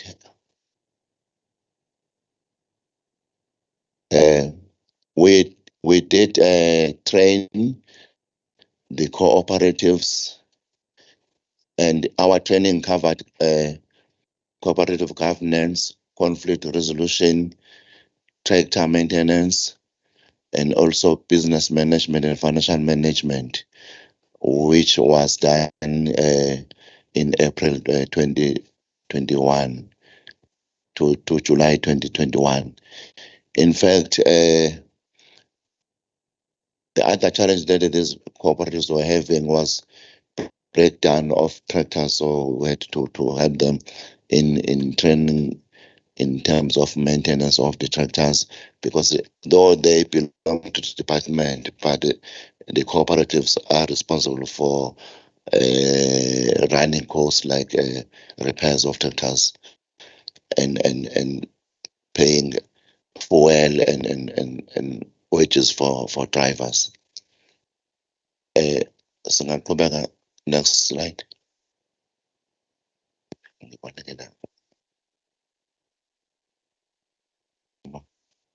So noma ngibuye la.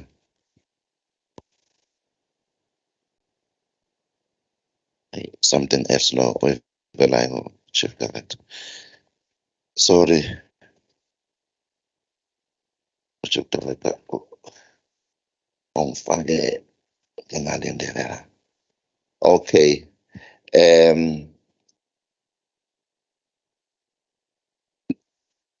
response of the department, these 8 cooperatives were given 17 tractors. With the help of the then ward councillor, we had workshops where the farmers that were unhappy about the fees that were charged by the cooperatives were addressed, and we also assisted the cooperatives to come with a reasonable fees that they were charging, because they said they need some fees to repair tractors and to pay the drivers. So also the farmers that could not afford paying the fees for mechanization were assisted by the department, because we have a service provider, a contractor that was appointed by the department to provide mechanization services in the district. So we identified the people that could not afford to pay, and then assisted those with this service provider, which is paid by the department. Here in eDumbe, 170 hectares were done. That was in 2021, but we have been also providing the same service every year. It will depend upon the request that the farmers make. So we do.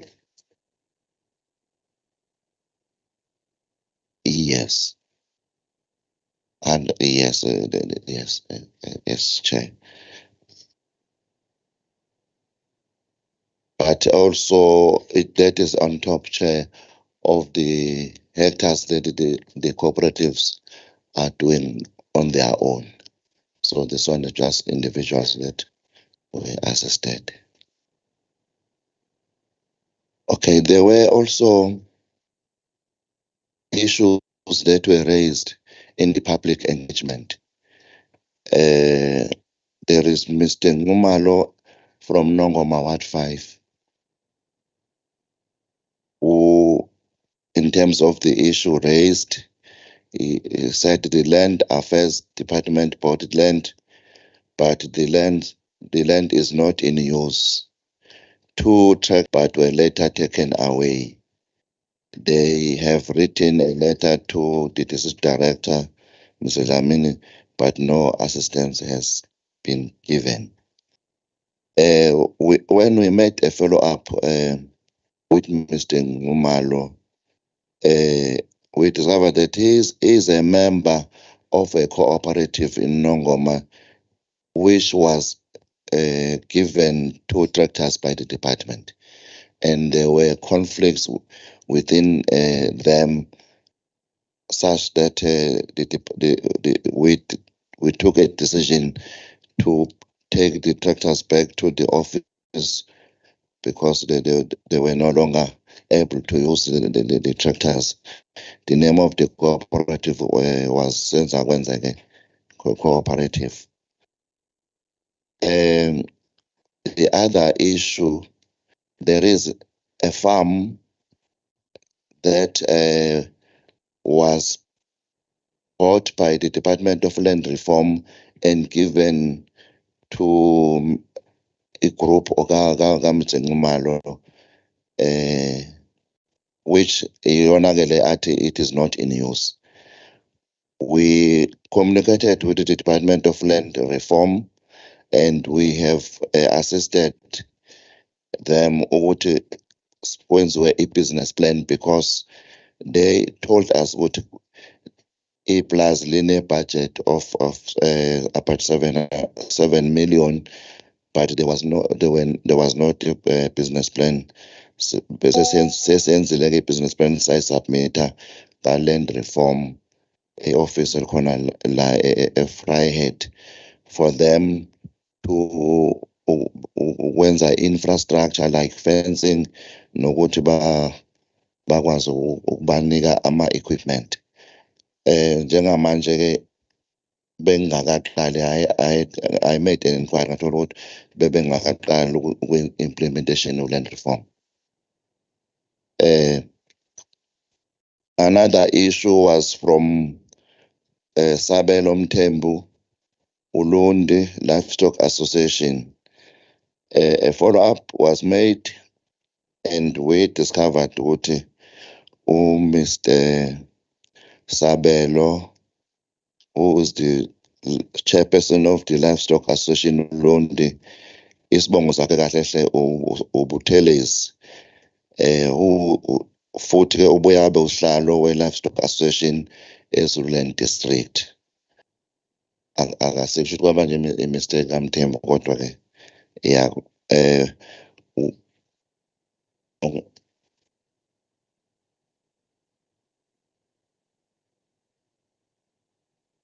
we responded to the request of the Livestock Association Olundi ukucela ama deep tanks.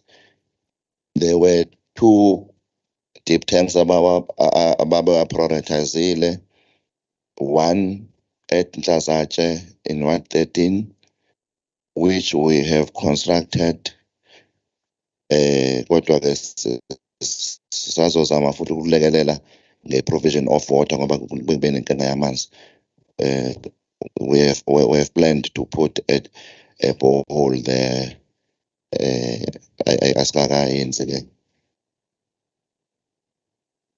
And elesibili idip lisentendeka lapha eduze nje kwedolobha Olundi Ward 7. Nakhona ibudget bese identifyiwe. I-plan fana ngaba nalo besilenzele saliqeda kodwa when we went to i-traditional authority sathola ukuthi kune-dispute phakathi kwabalimi laba abafuna idip kanye nenkosi ngoba inkosi ithi indawo is reserved for something else. So ke besicele ke i-department kaKwaZulu-Natal ukuthi isilekelele to resolve i-issue of a dispute between inkosi kanye nomphakathi. Basayixoxa ke bebengakaqedi. Miss Zulu from eDumbe raised a concern over the fact that they are not given a chance to be a market in providing their produce in the schools and hospital catering. Kukhona i-process esiyenzile as department ehambisana kakhulu ne-program ka-RASET ukuthi ama-farmers who are producing vegetables are registered. Kube khona i-database kusho ukuthi both farmers and cooperatives We have that database esiyisherisha-ke no Raset. If ikhona i-produce i-office la Raset elisesidara siyaliza nalo bese-ke organize i-transport kuthathwe ukudla kusuke kuleyo market abathi asiye khona. Kodwa in terms of Dumbe, oh, okay, all right. We have linked ama-farmers asedumbe with Spar supermarket. Kukhona-ke i-service provider ephakela iy'kole nayo ethathayo la ulaba abakhiqiza amaveji lapha eDumbe. USandile Ward 4 wacela i-assistance to be given to the youth that is interested in farming. We are providing support to projects owned by youth. Ngo-2020-21 sisize abantu abasha abawu-35 ukuthi sibasiza ngama-one home, one garden. Kwathi ngo-21-22 baba u-61 bese-ke bebe u-29 ku-2023. Kodwa-ke we do engage with them. Kukhona ne-program ye-water harvesting esizama ukuyi-introduce this financial year. Kukhona uZwane Ward 6 owathi there's no water endaweni yakhe and livestock is suffering. Currently we are scooping a dam eLubandlana village Ward 6 ukuprovide amanzi for livestock. Kukhona-ke eDumbe Ward 8 uHlengiwe Vilakazi ofuna usizo. Dams need to be fixed since water does not hold, especially in winter. Request for fencing on the farms. Or this is a former councillor uSisi uHlengiwe Vilakazi Ward 8 wayekhuluma nge-project irrigation scheme. Khona-ke si-repair i-canal ukuletha amanzi engadini 1.9 kilometers. Idamu likliniwe ngoba u-engineer samthumela wase-elekelela ukuthi-ke idamu liklineke. Ne-fence wathi mayibuka u-engineer wa-report ukuthi no, it is still in good condition. Ophongolo Ward 7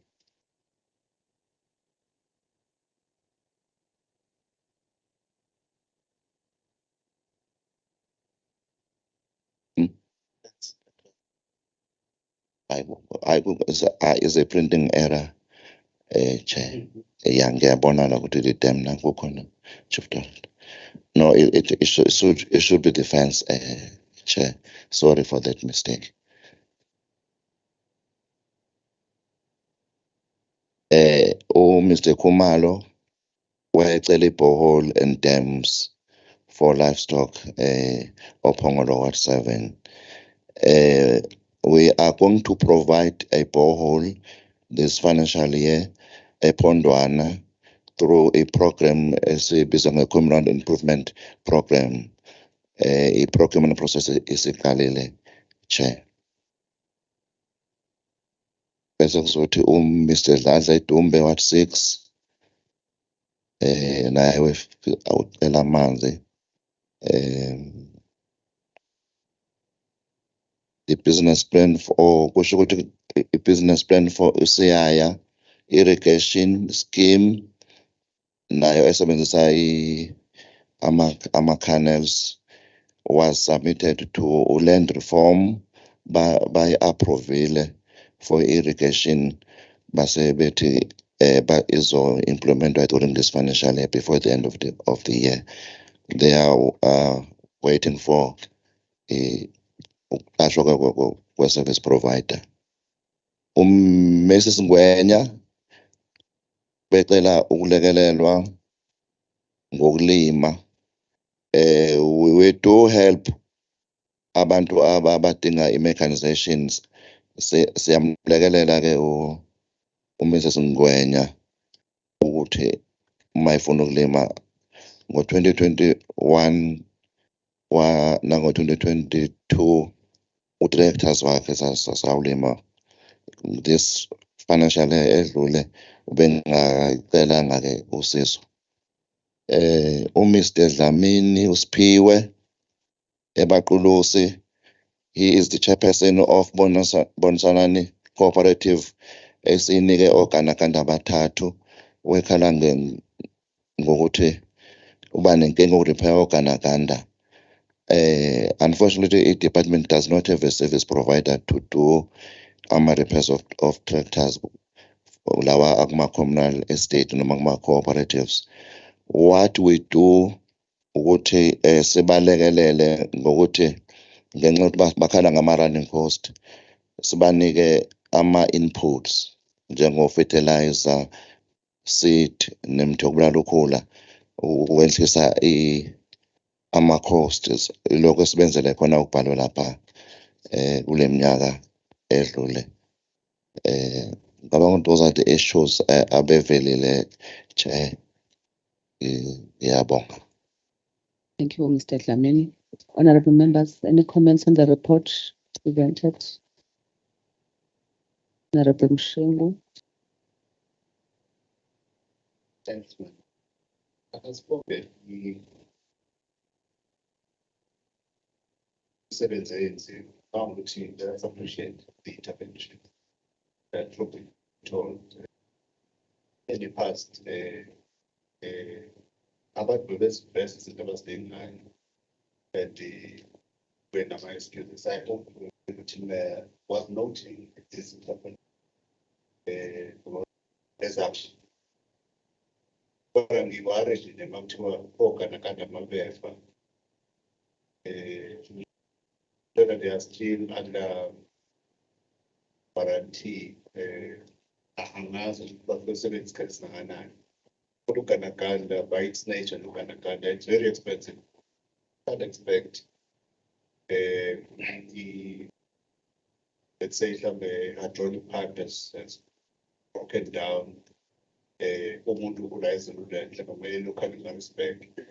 It means Uganaganda would lie idle for a month or so. Besides some great demand.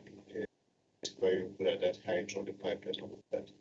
So perhaps can we think along with technical services with the department to dive into angayet, which is having a mechanic, no having a service level agreement with the one service provider, which is assess so that kube khona indlela la e-central la bekwazi ukuthi basizakale khona okunokuthi nanoma i-cooperative ngoba isuke inikwe ithina lekanakana for productivity reasons. Mangabe sesithi ufile sesidaya phela siboneleni, I think ubashiya eze up until such time mhlawumbe le cooperative isiyazi ukuthi it's a well-to-do cooperative with a reasonable amount of profits that they are making, then they can be told within your means. You can look at it, but only to find out these are still emerging people, for whatever reason. Best to I will assist you. I think the equal element you are not caring enough to assist. So I'm just urging through your chair that can there be a consideration of intervening over and above these implements that we are talking about in Bayo, and so on?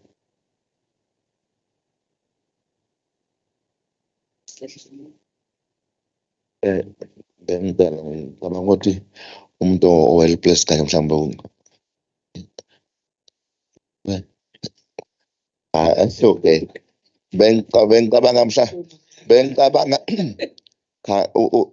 umhlonishwa akushoyo kuyiqiniso. Ngicabanga ukuthi kuyinto kufanele sibuye ngoba it affects the whole department. Sibuye sibuke sibone ukuthi ayikho yini indlela, ikakhulukazi ngoba bakhona omakheninga emaplazini lawa e-department. Kodwa mhlawumbe into kufanele ixoxwe ibonakale ukuthi kungenza kanjani.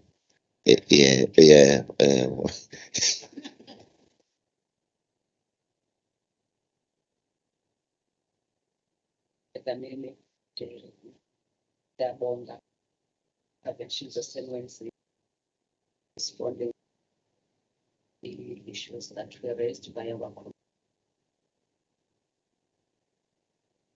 The report is noted.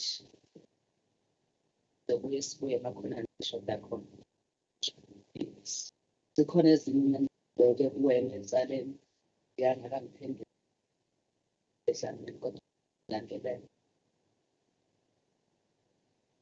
Jungisa. Thank you, Honorable Chair. Greetings once more. Honorable Chair and members, let me indicate that the resolutions for Zululand and the Forum Zingat, we did get them in advance and we were able to respond appropriately. So Forum Zingati and Zululand, and I want to say, if all resolutions are quickly forwarded to the department, it makes much more easier to respond, because sometimes when we write and what is written by a secretariat or a scribe for a portfolio committee is not one and the same thing. I'm going to take you through the resolutions that were for a meeting that was held on the 7th of December 2019 in Mzingati. With respect to a community engagement in Umsinga, there were some issues that were raised. The first one that was raised, it was raised in Ward 15. It's in relation to extension advisor. That one was resolved. There was a challenge only because the Mr. Makote transferred. Then now we have Mr. Ndombela was servicing that area, so that that one was resolved. Then the next issue that was raised is in relation to the quality of seed. And here we're highlighting that for the past 3 years, we've been supplying the area with the certified seed from Japan. That is 2019 up until to date. We've been supplying them with the certified seed. So the issue of quality, then I think it's resolved. The issue was raised by Mrs. Matonda, and a follow-up has been made in that respect. Then the other issue that was raised in Ward 12, it's in relation to feed. It was indicated that they were struggling to get a market, but when we visited the area to make a follow-up, it was discovered that it's not livestock, it was not captured correctly, it's a vegetable. So with respect to that department, our district, they have been able to provide the assistance in terms of production imports in that area. And also in relation to a market, they were linked to RASET programs. And we do have evidence in terms of a produce that was sold. And we didn't end there in terms of providing support. Also, we did communicate with our national department, where they have set aside the certain budget to rehabilitate irrigation scheme. But the issue of that was raised that relates to market, it was resolved. Then moving forward to Msinga in Ward 5.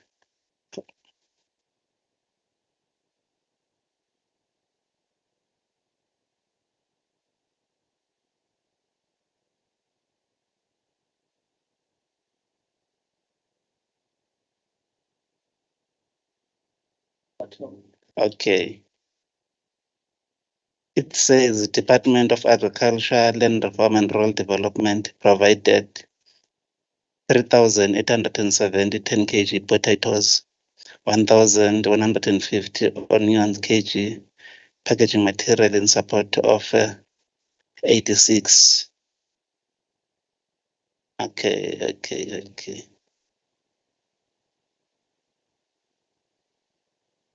All right, no. I think here there is some kind of a comical error in terms of writing. It's supposed to be 86 producers. 86 producers in what 11? 870 10 kg went to 86 producers. Yes. I think that one is just, it's a typography error. Thank you. Then in what 5, and I'm saying there was an issue with the irrigation. They were citing that is because of a poor engine that was supplied. Then we dispatched our engineer there, and upon arriving there, he was able to advise my farmers that there is nothing wrong with the engine. They only needed to, from time to time, if water level is high, they needed to relocate it. And currently, engine is working very well. But also, we didn't end there. We continued to support those farmers because they are able to irrigate. About 300 beneficiaries have been supported with the EMA production imports in that area. There was also an issue that was raised that relates to a rebuilding of fencing. And the advisors on the ground made a follow-up to the people who raised the issue. And they were from Umviti, Co-op and Mhlokoti. And upon assessment, it was discovered that there was some material that was needed that has been provided. And with Mhlokoti, it was the issue of a gate, a vehicle gate that was not in good condition. Also, again, in Ward 5, there was a request of a training around the handling of finances and keeping of planting equipment. Our district office, in conjunction with our national department, they did organize a workshop on crop management, and on top of that, we also conduct information days on various issues, because information days, they are much more effective more than any other training, because you learn by practicing what you are supposed to be doing. Then moving forward to the next municipality at eDumbe, there was an issue that was raised at Westbank that relates to request for fencing.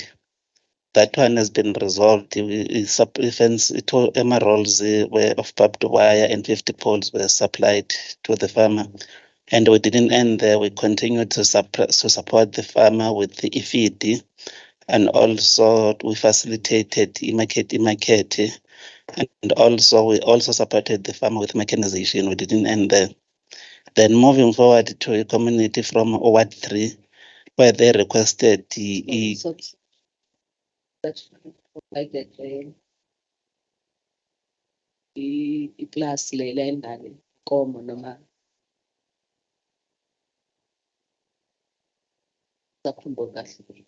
okay. No. It's fine, continue after. Okay, no, thank you, Honorable Chair. But I wanted to try to attempt the question because the issue that was raised, it was around the cattle pigs request. Yes. And team, when they visited to assess in terms of what needed to be done at that point in time. So the assistance that was provided, it was in relation to the assessment that was done. But no, we'll confirm that raised the matter. I just wanted to confirm if it's the correct farm or senior going down, but it happens that the issues are raised in meetings, and when we respond to a different site. And Tina will go back to communities and say this has been done at Wazan so on.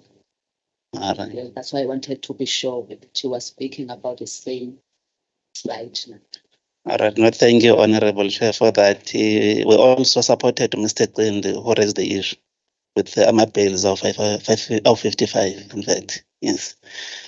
Then moving forward to, okay, moving forward to Ward 3, where they requested land to produce some peanuts. And I think that one, District Director, because they do have the office for Utar, they have forwarded that correspondence for the community in Ward 3, because it falls within their jurisdiction. Then in relation to the request for Ward 1 farmers, where they were requesting the department to assist them with the running of a farm and fencing. What we've done with farmers in Ward 1, we have supported them. There is quantities that are indicated there of 60 bags of dry beans, 180 bags of fertilizer, and also we did mechanization for 20 hectares for them. And also we supported them with 4 rolls of barbed wire in that area, Londoros. Then if we quickly move forward to again at Moto in Ward 5, there was a request for a school to introduce agricultural subjects, and the district director wrote a letter to the Department of Education alerting them of the request of a portfolio committee.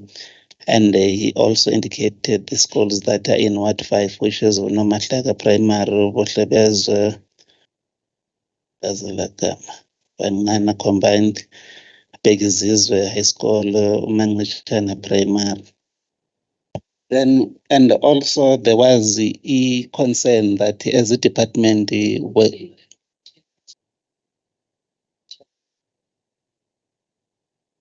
identify and share.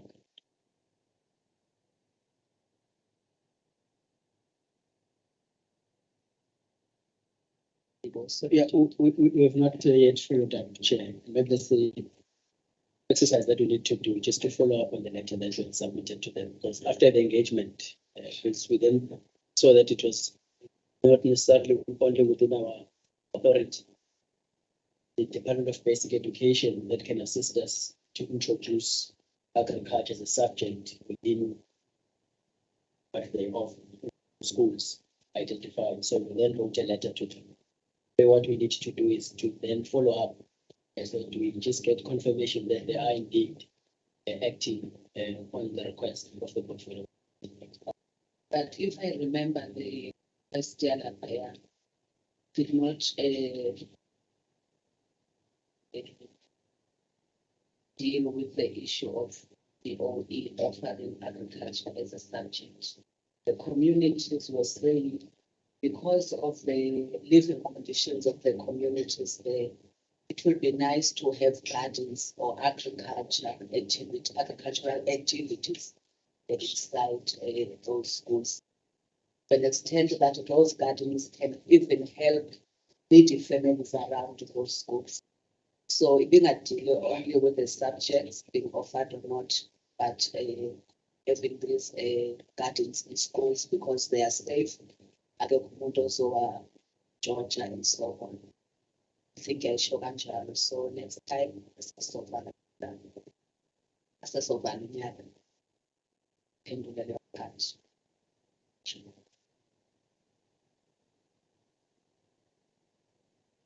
thank you, Honorable Chair, for that guidance. Thank you that it will be implemented. Also, yeah, there was an issue also still in Ward 5 at Muntu, that there were concerned that we restrict our support to the youth. And also we are responding here that although we must focus on vulnerable groups, such as disabled people, women, youth, but our policy does not limit other people to apply. We do have a number of people in the main who are not youth, who are old. So we don't have a policy that is restricting people to apply. But also we must report on youth that we've supported.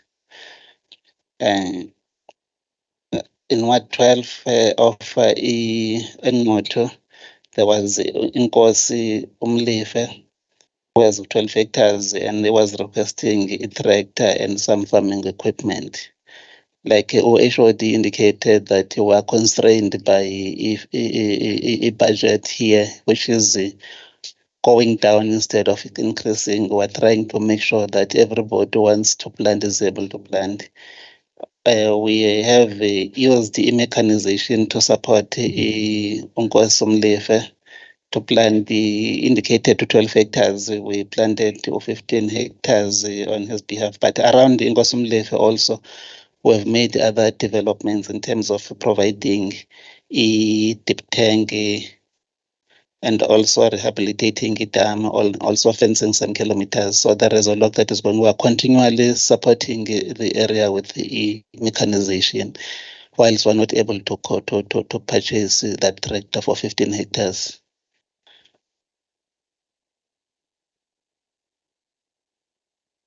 No, yes, it's the farm, it's the area under Inkos. You are quite correct, Honorable Chair.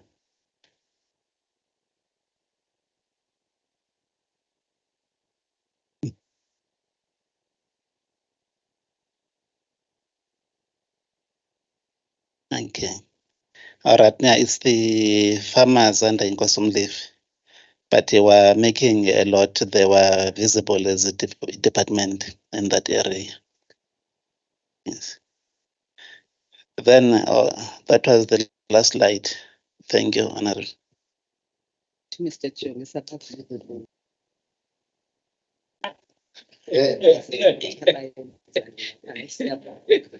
ngathi nakwezinye indawo kunganjalo. Honorable members, to comment on the report. Chief.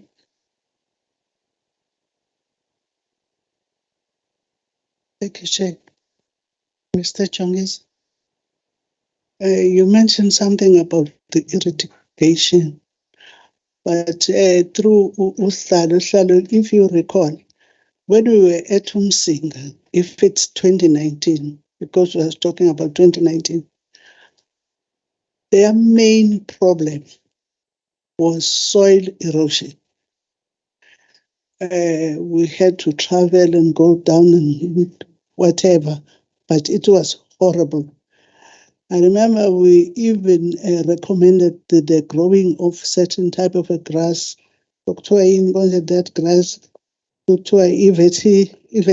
whatever, I don't know. But that problem was the major one.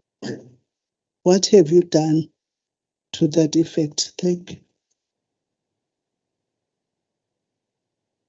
Thank you. And also the issue around the canal. Making ezinkulu kwi-canal sigcwele udaka, amanzi asangena ngendlela efanele angena ngayo. Ngathi enye issue, if I remember well, kwakuyi-access to ama-tractors. Greater, sorry, ama-tractors, greater. Ayinile so bakwazi ukungena emasimini ngena ukuthi baka-maintain ngendlela ekwakuyiyona. And the department promised komunye unyaka idila ne-APP nathi nizoyi-attend indaba yemigwaqo together with ADA.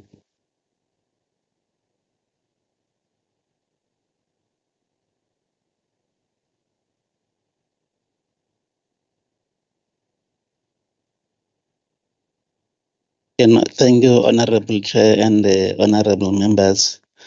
Now, I think one was responding in relation to what was captured in 2017. So the information that was captured here only relates to what one has responded to. But under my resolutions, there is also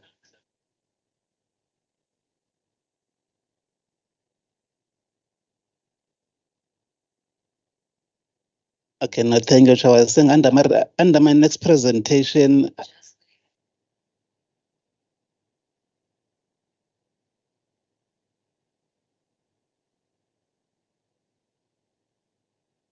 All right. No, thank you, Honorable Chair. So apologies for that. I was going to say in my response for the next presentation, there is something that is written about that I'm going to.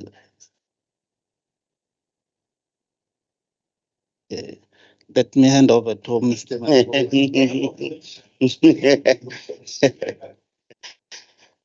Honorable Chair and honorable members, with regard to the issue of infield roads, we can report, Chair, that we have a yellow plant based at Makhatsini owned by UAD.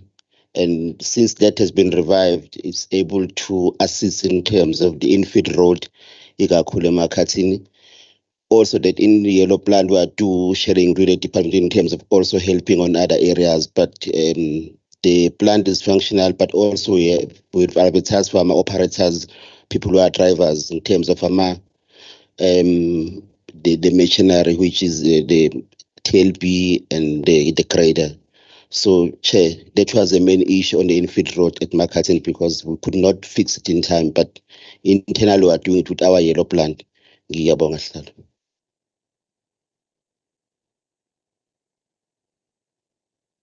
For the Honorable Chair.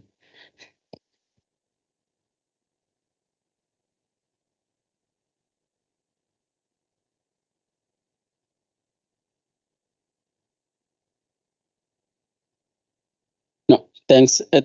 Thank you, Honorable Chair and members. Honorable Chair, following the visit by the portfolio to the Tugera Ferry scheme, as a department, we took a decision, Honorable Chair, to then procure whether you call it yellow plant or construction plant, but it's equipment, heavy equipment that is going to be able to assist us in terms of maintaining the infill roads and the general support that we provide to farmers, including dam scoping. That equipment, Chair, has already been to the scheme. And there's, if I'm not mistaken from the report, about 7 kilometers or so of infill roads that have already been repaired as we speak.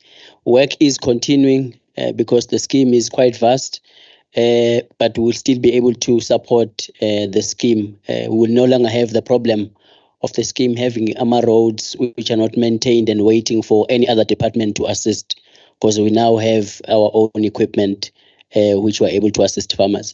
And that's the report which I think CD Jongisa was talking about, that is still going to get to that part. But indeed, we have responded to that question, Chair. The scheme itself, Honorable Chair, and the way it's run, it will not just require just once-off intervention. But we know that the heavy rains that the scheme had gone under over the past years without any assistance in terms of rehabilitation is probably putting a strain even on us in terms of the speed at which we could be able to finalize all the works there. But we have committed ourselves that that equipment was bought purely because there was this discussion from the committee, and we are now using it, Honorable Chair, to respond to those questions. Thanks, Chair. One of the decisions of the committee in relation to Ntate,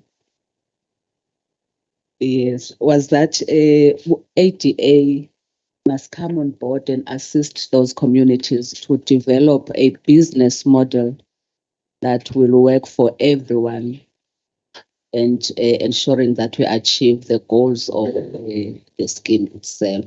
How far are you in responding to that? ADA.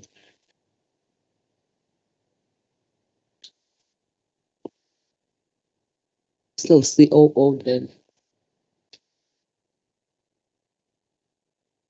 Thank you, Honorable Chair. Honest, Honorable Chair, we have not attended to this one. It could have been slept as well as something that we are capable to do. And I want to commit that, Honorable Chair, this will be our priority program in terms of capacitating the farmers on those skills. And for us, we've got internal capacity. So Honorable Chair will report on this in the next meeting. Thank you. Now, Chair, through you. Yeah, if we can just cut and dry this issue of eTogether ferry, then I can report that on the challenges that were raised, the one was in relation to water. And to that one, we have our national department, they are working on it.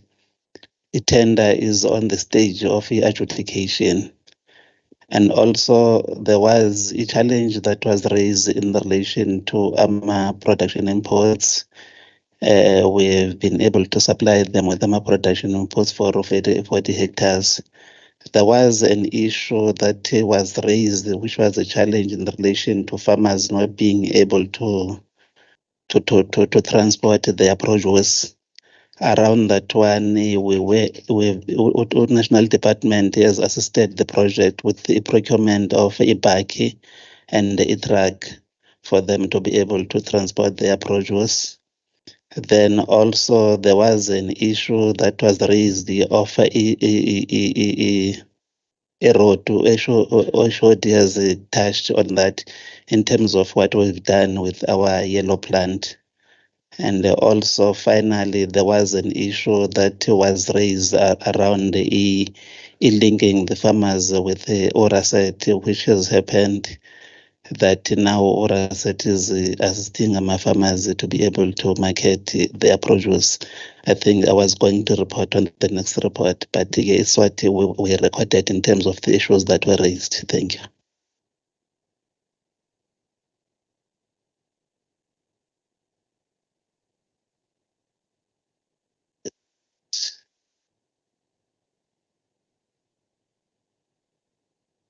No, Honorable Chair, one will have to find the exact date in terms of that information. Yes.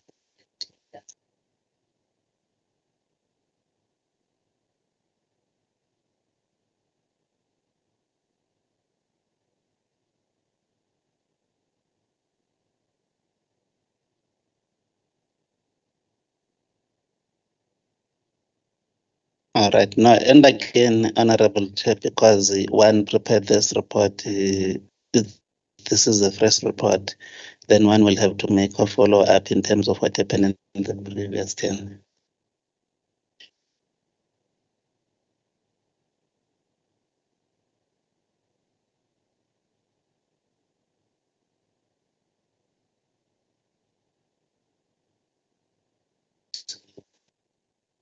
Yes, actually. I think we're done with the Senyathi. Take 2.6. How many resolutions are there? 15 and 6. I'm not too sure. We received a very long list, but we're just trying to pick.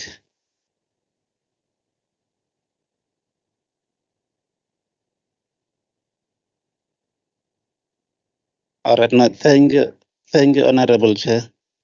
Now, like I indicated, that it really assists a lot when maybe one gets those resolutions in time, so that they were able to come to the portfolio committee with the precise information.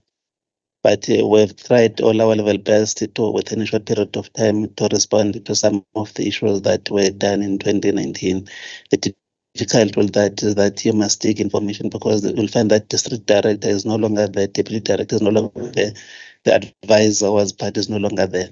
But we tried to get the relevant information. The first resolution that was still not finalized is resolution 18 of 2019. It deals with Mrs. Zolo from Msinga, complained about tractors that were taken away from them to repairs but never returned, and says the department must report back on that one to the committee. And the information that we are providing today is that the communal estates they remain the assets of the government. And when we understand that there is some kind of misuse or there will be underutilization, those tractors are taken back. But the department currently is in a stage of winding up the program. Those communal states that are performing very well, then a decision will be taken. But the issue of communal estates, because when people see government tractors with the red number plates being used, they assume that it's the department that is operating them. So we're going to wind it up. But the issue of Mrs. Zolo that was raised, the tractors, it was discovered that Mrs. Zolo also is a member of a co-op that is being supported by AMA cooperatives and by our national department, and they have 6 tractors.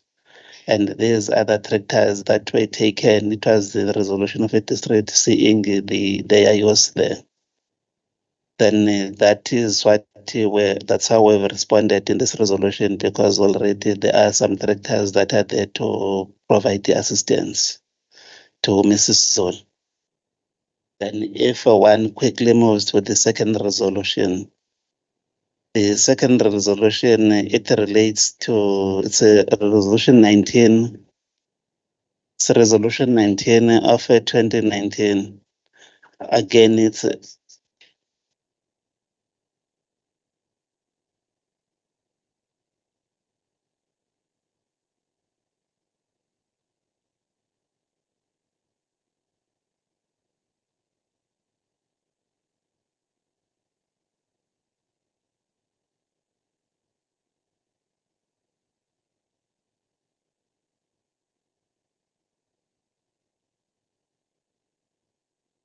Honorable Chair. No, I don't want to mislead the committee.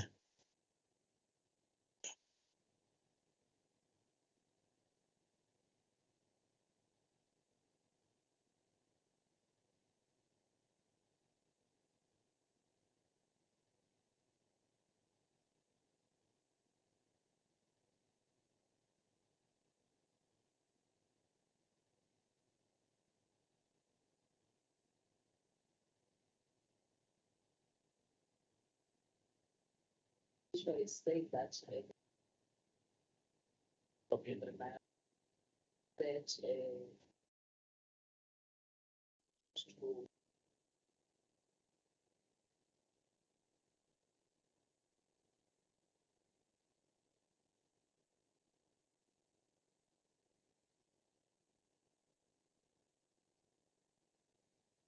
to My FOD wants to come in on that one.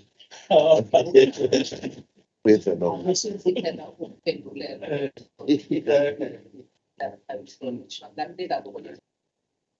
you say what the honorable say. Yes, what? Yes, I did say that. Let me just try to explain that one. So when I came to act here, I was aware about this. There's the resolutions for Umsinga and for they were forwarded. I do have them with me. Unlike these other ones where you still need time to go through. That's what I was saying.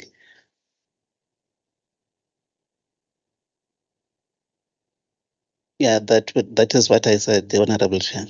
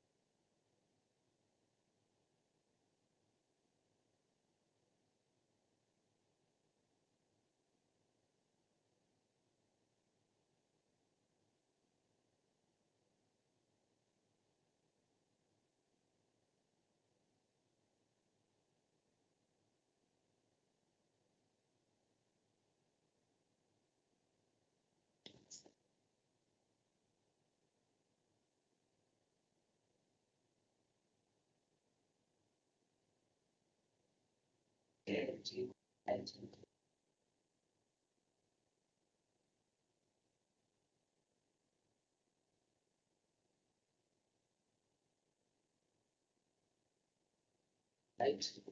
Yes, indeed.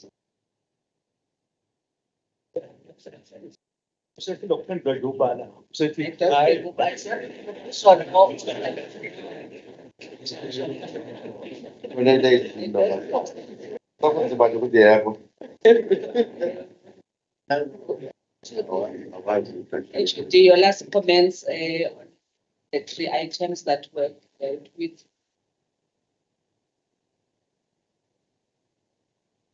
No, thanks, Honorable Chair. Honorable Chair, maybe on the first one, the African horse sickness, we will be beefing up or enhancing the plan following the guidance that we've received. We've started communicating with the team already as we are seated here so that we start building a much more stronger plan, which will then deal with all the communities, not just only those who are horse riders. On the 2 other ones for Zululand and Umzenyati, Honorable Chair, this is obviously work that we're done with these communities, and we are also going to be following up, Honorable Chair, especially if there were any other outstanding issues or if these communities are still receiving services, because the other disjuncture could be they might have received service then, and we are reporting such in this meeting, but there is still probably an expectation from our communities that the services that they've received, they would still require some more assistance. So we would, as the team, be going back so that we make sure that they are still taken care of in terms of making sure that all these services are still provided to a point where the farmers are then able to be handed over to the next level, because most of them is not necessarily just once-off assistance, as it were. Thanks, Honorable Chair.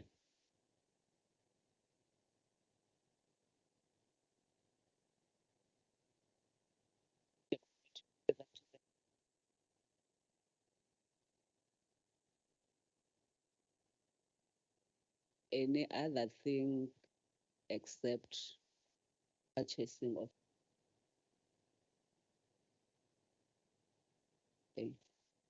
Honorable Ma'am?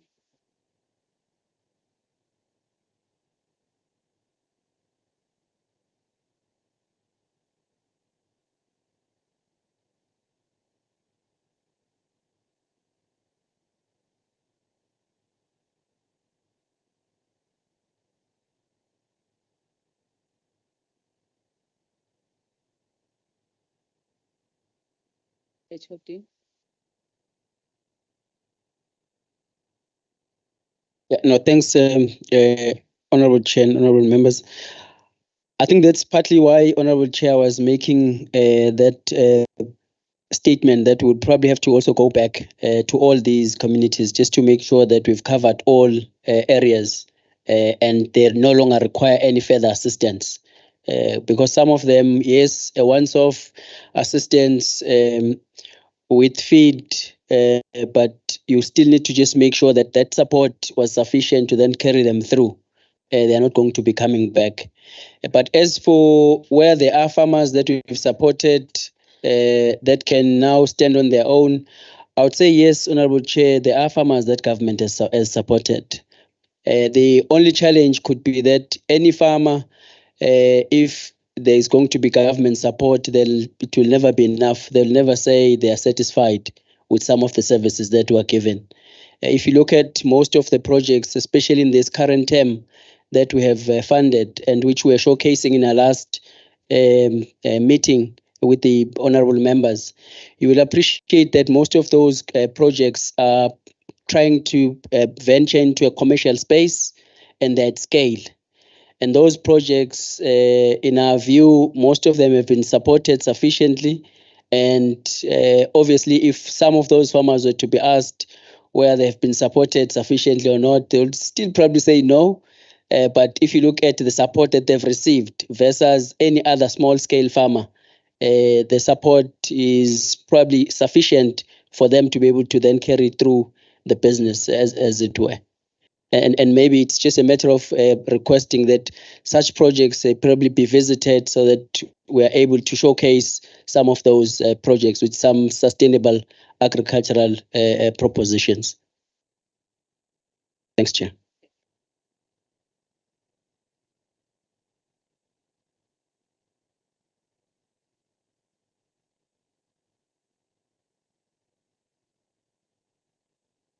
We have resolved that on Makhathini Research Center, we are going to engage the district municipality as the committee, as well as a committee and the department and Department of Water and Sanitation, deal with the issues of arrangements in that part of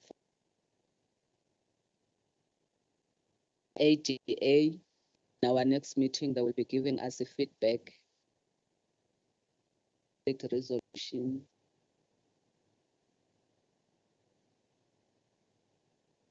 intervention by ADA, as well as a of the losses prior ADA arrival in Makhathini. Now with their interventions, HOD has covered the issues around nurses, up their plans, especially around awareness, so ensuring that there are enough resources allocated. That is HOD. In our next meeting, we'll be expecting your full complement senior managers at you want a full presentation since the decision was taken by the has been happening over the years, and what are the plans for the future resource allocation. Research unit, same thing. In our next thing will be to add items of science if there's any that is due in July. Add that item, but we want to spend enough time and zooming in Lama units the of the to the house. Thank you very much, honorable colleagues. I'm noting the report on stakeholder engagements. We'll be arranging sessions at the community that raised this issue so that the back. Show the team you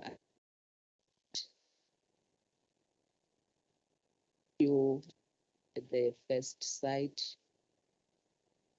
Ekuyini yokuqala isikala leyo yokuqala, and in the meantime you can help yourself. There are refreshments outside as you are that there are other people that are remaining behind. Sorry, honorable, so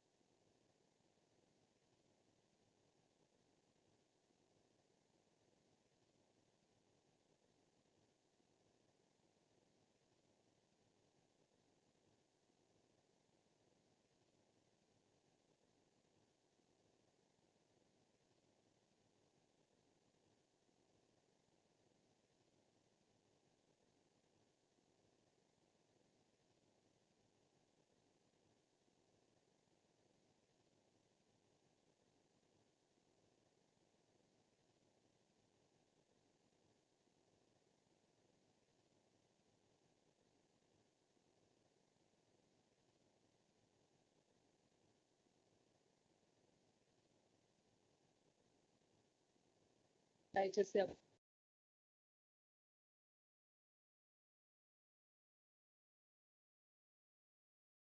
manje bayehlelani baphume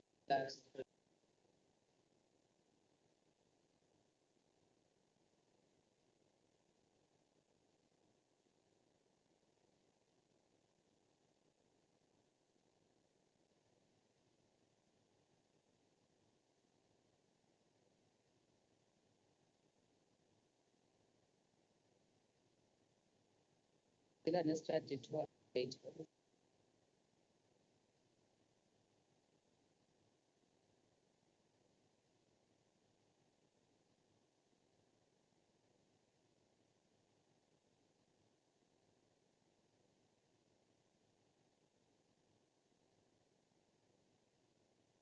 My apologies. My apologies. Ithenga phela isakhulu nje la sakhulu. Right? Yazwakala.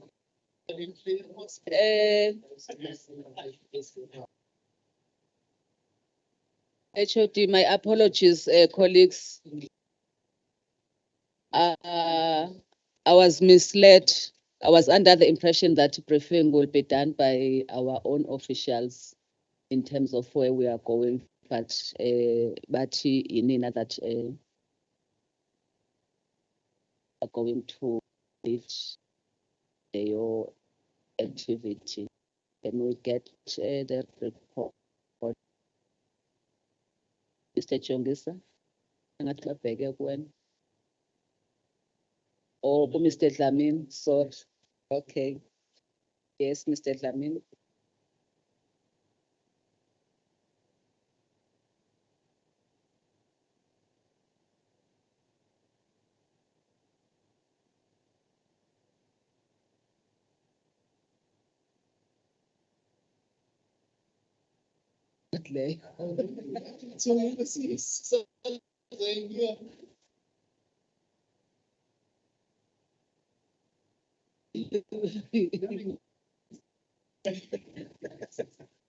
No, eDumbe sweet home.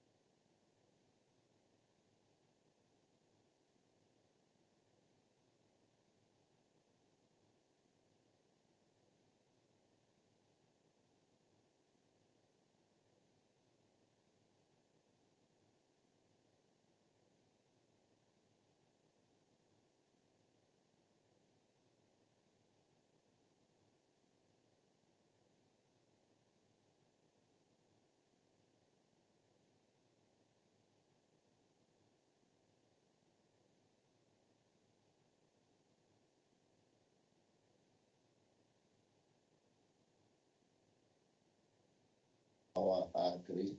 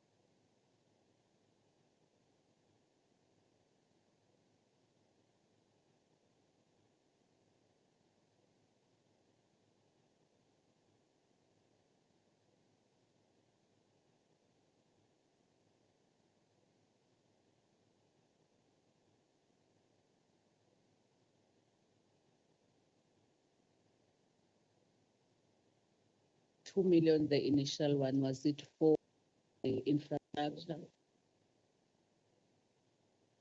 2 million. 1.7.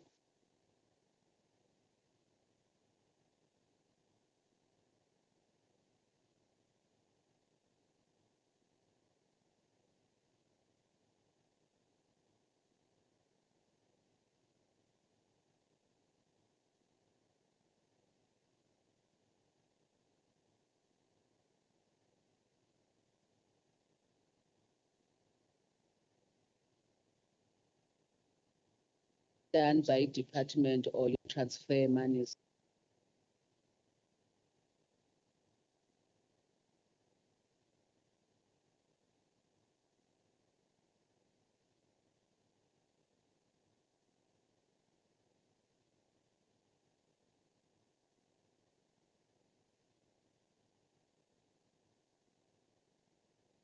I see yes, okay. Abang ukuthi sizozibonela khona masenzakala. Nomfowethu masifika laphayana baba sizobe silalela wena ukuthi uthini. Bayaphelezela nje ama-officials. Noma nawe umnikazi womsebenzi. Abakwazwana ngithi uthi abakwazwana abanye. Nabo laba. Okay, I guess Sisnan release. Honorable members, can I suggest that we only deal with the benchmarking report? The rest we will try and find time, in the morning, to deal with our minutes and a progress. It won't even the AOP. It won't take. Oh, you need adoption today. Late, late. Wawungekho fanele ngabe ubakhona emibili. Sasingayazi phela thina yona. Azange usho.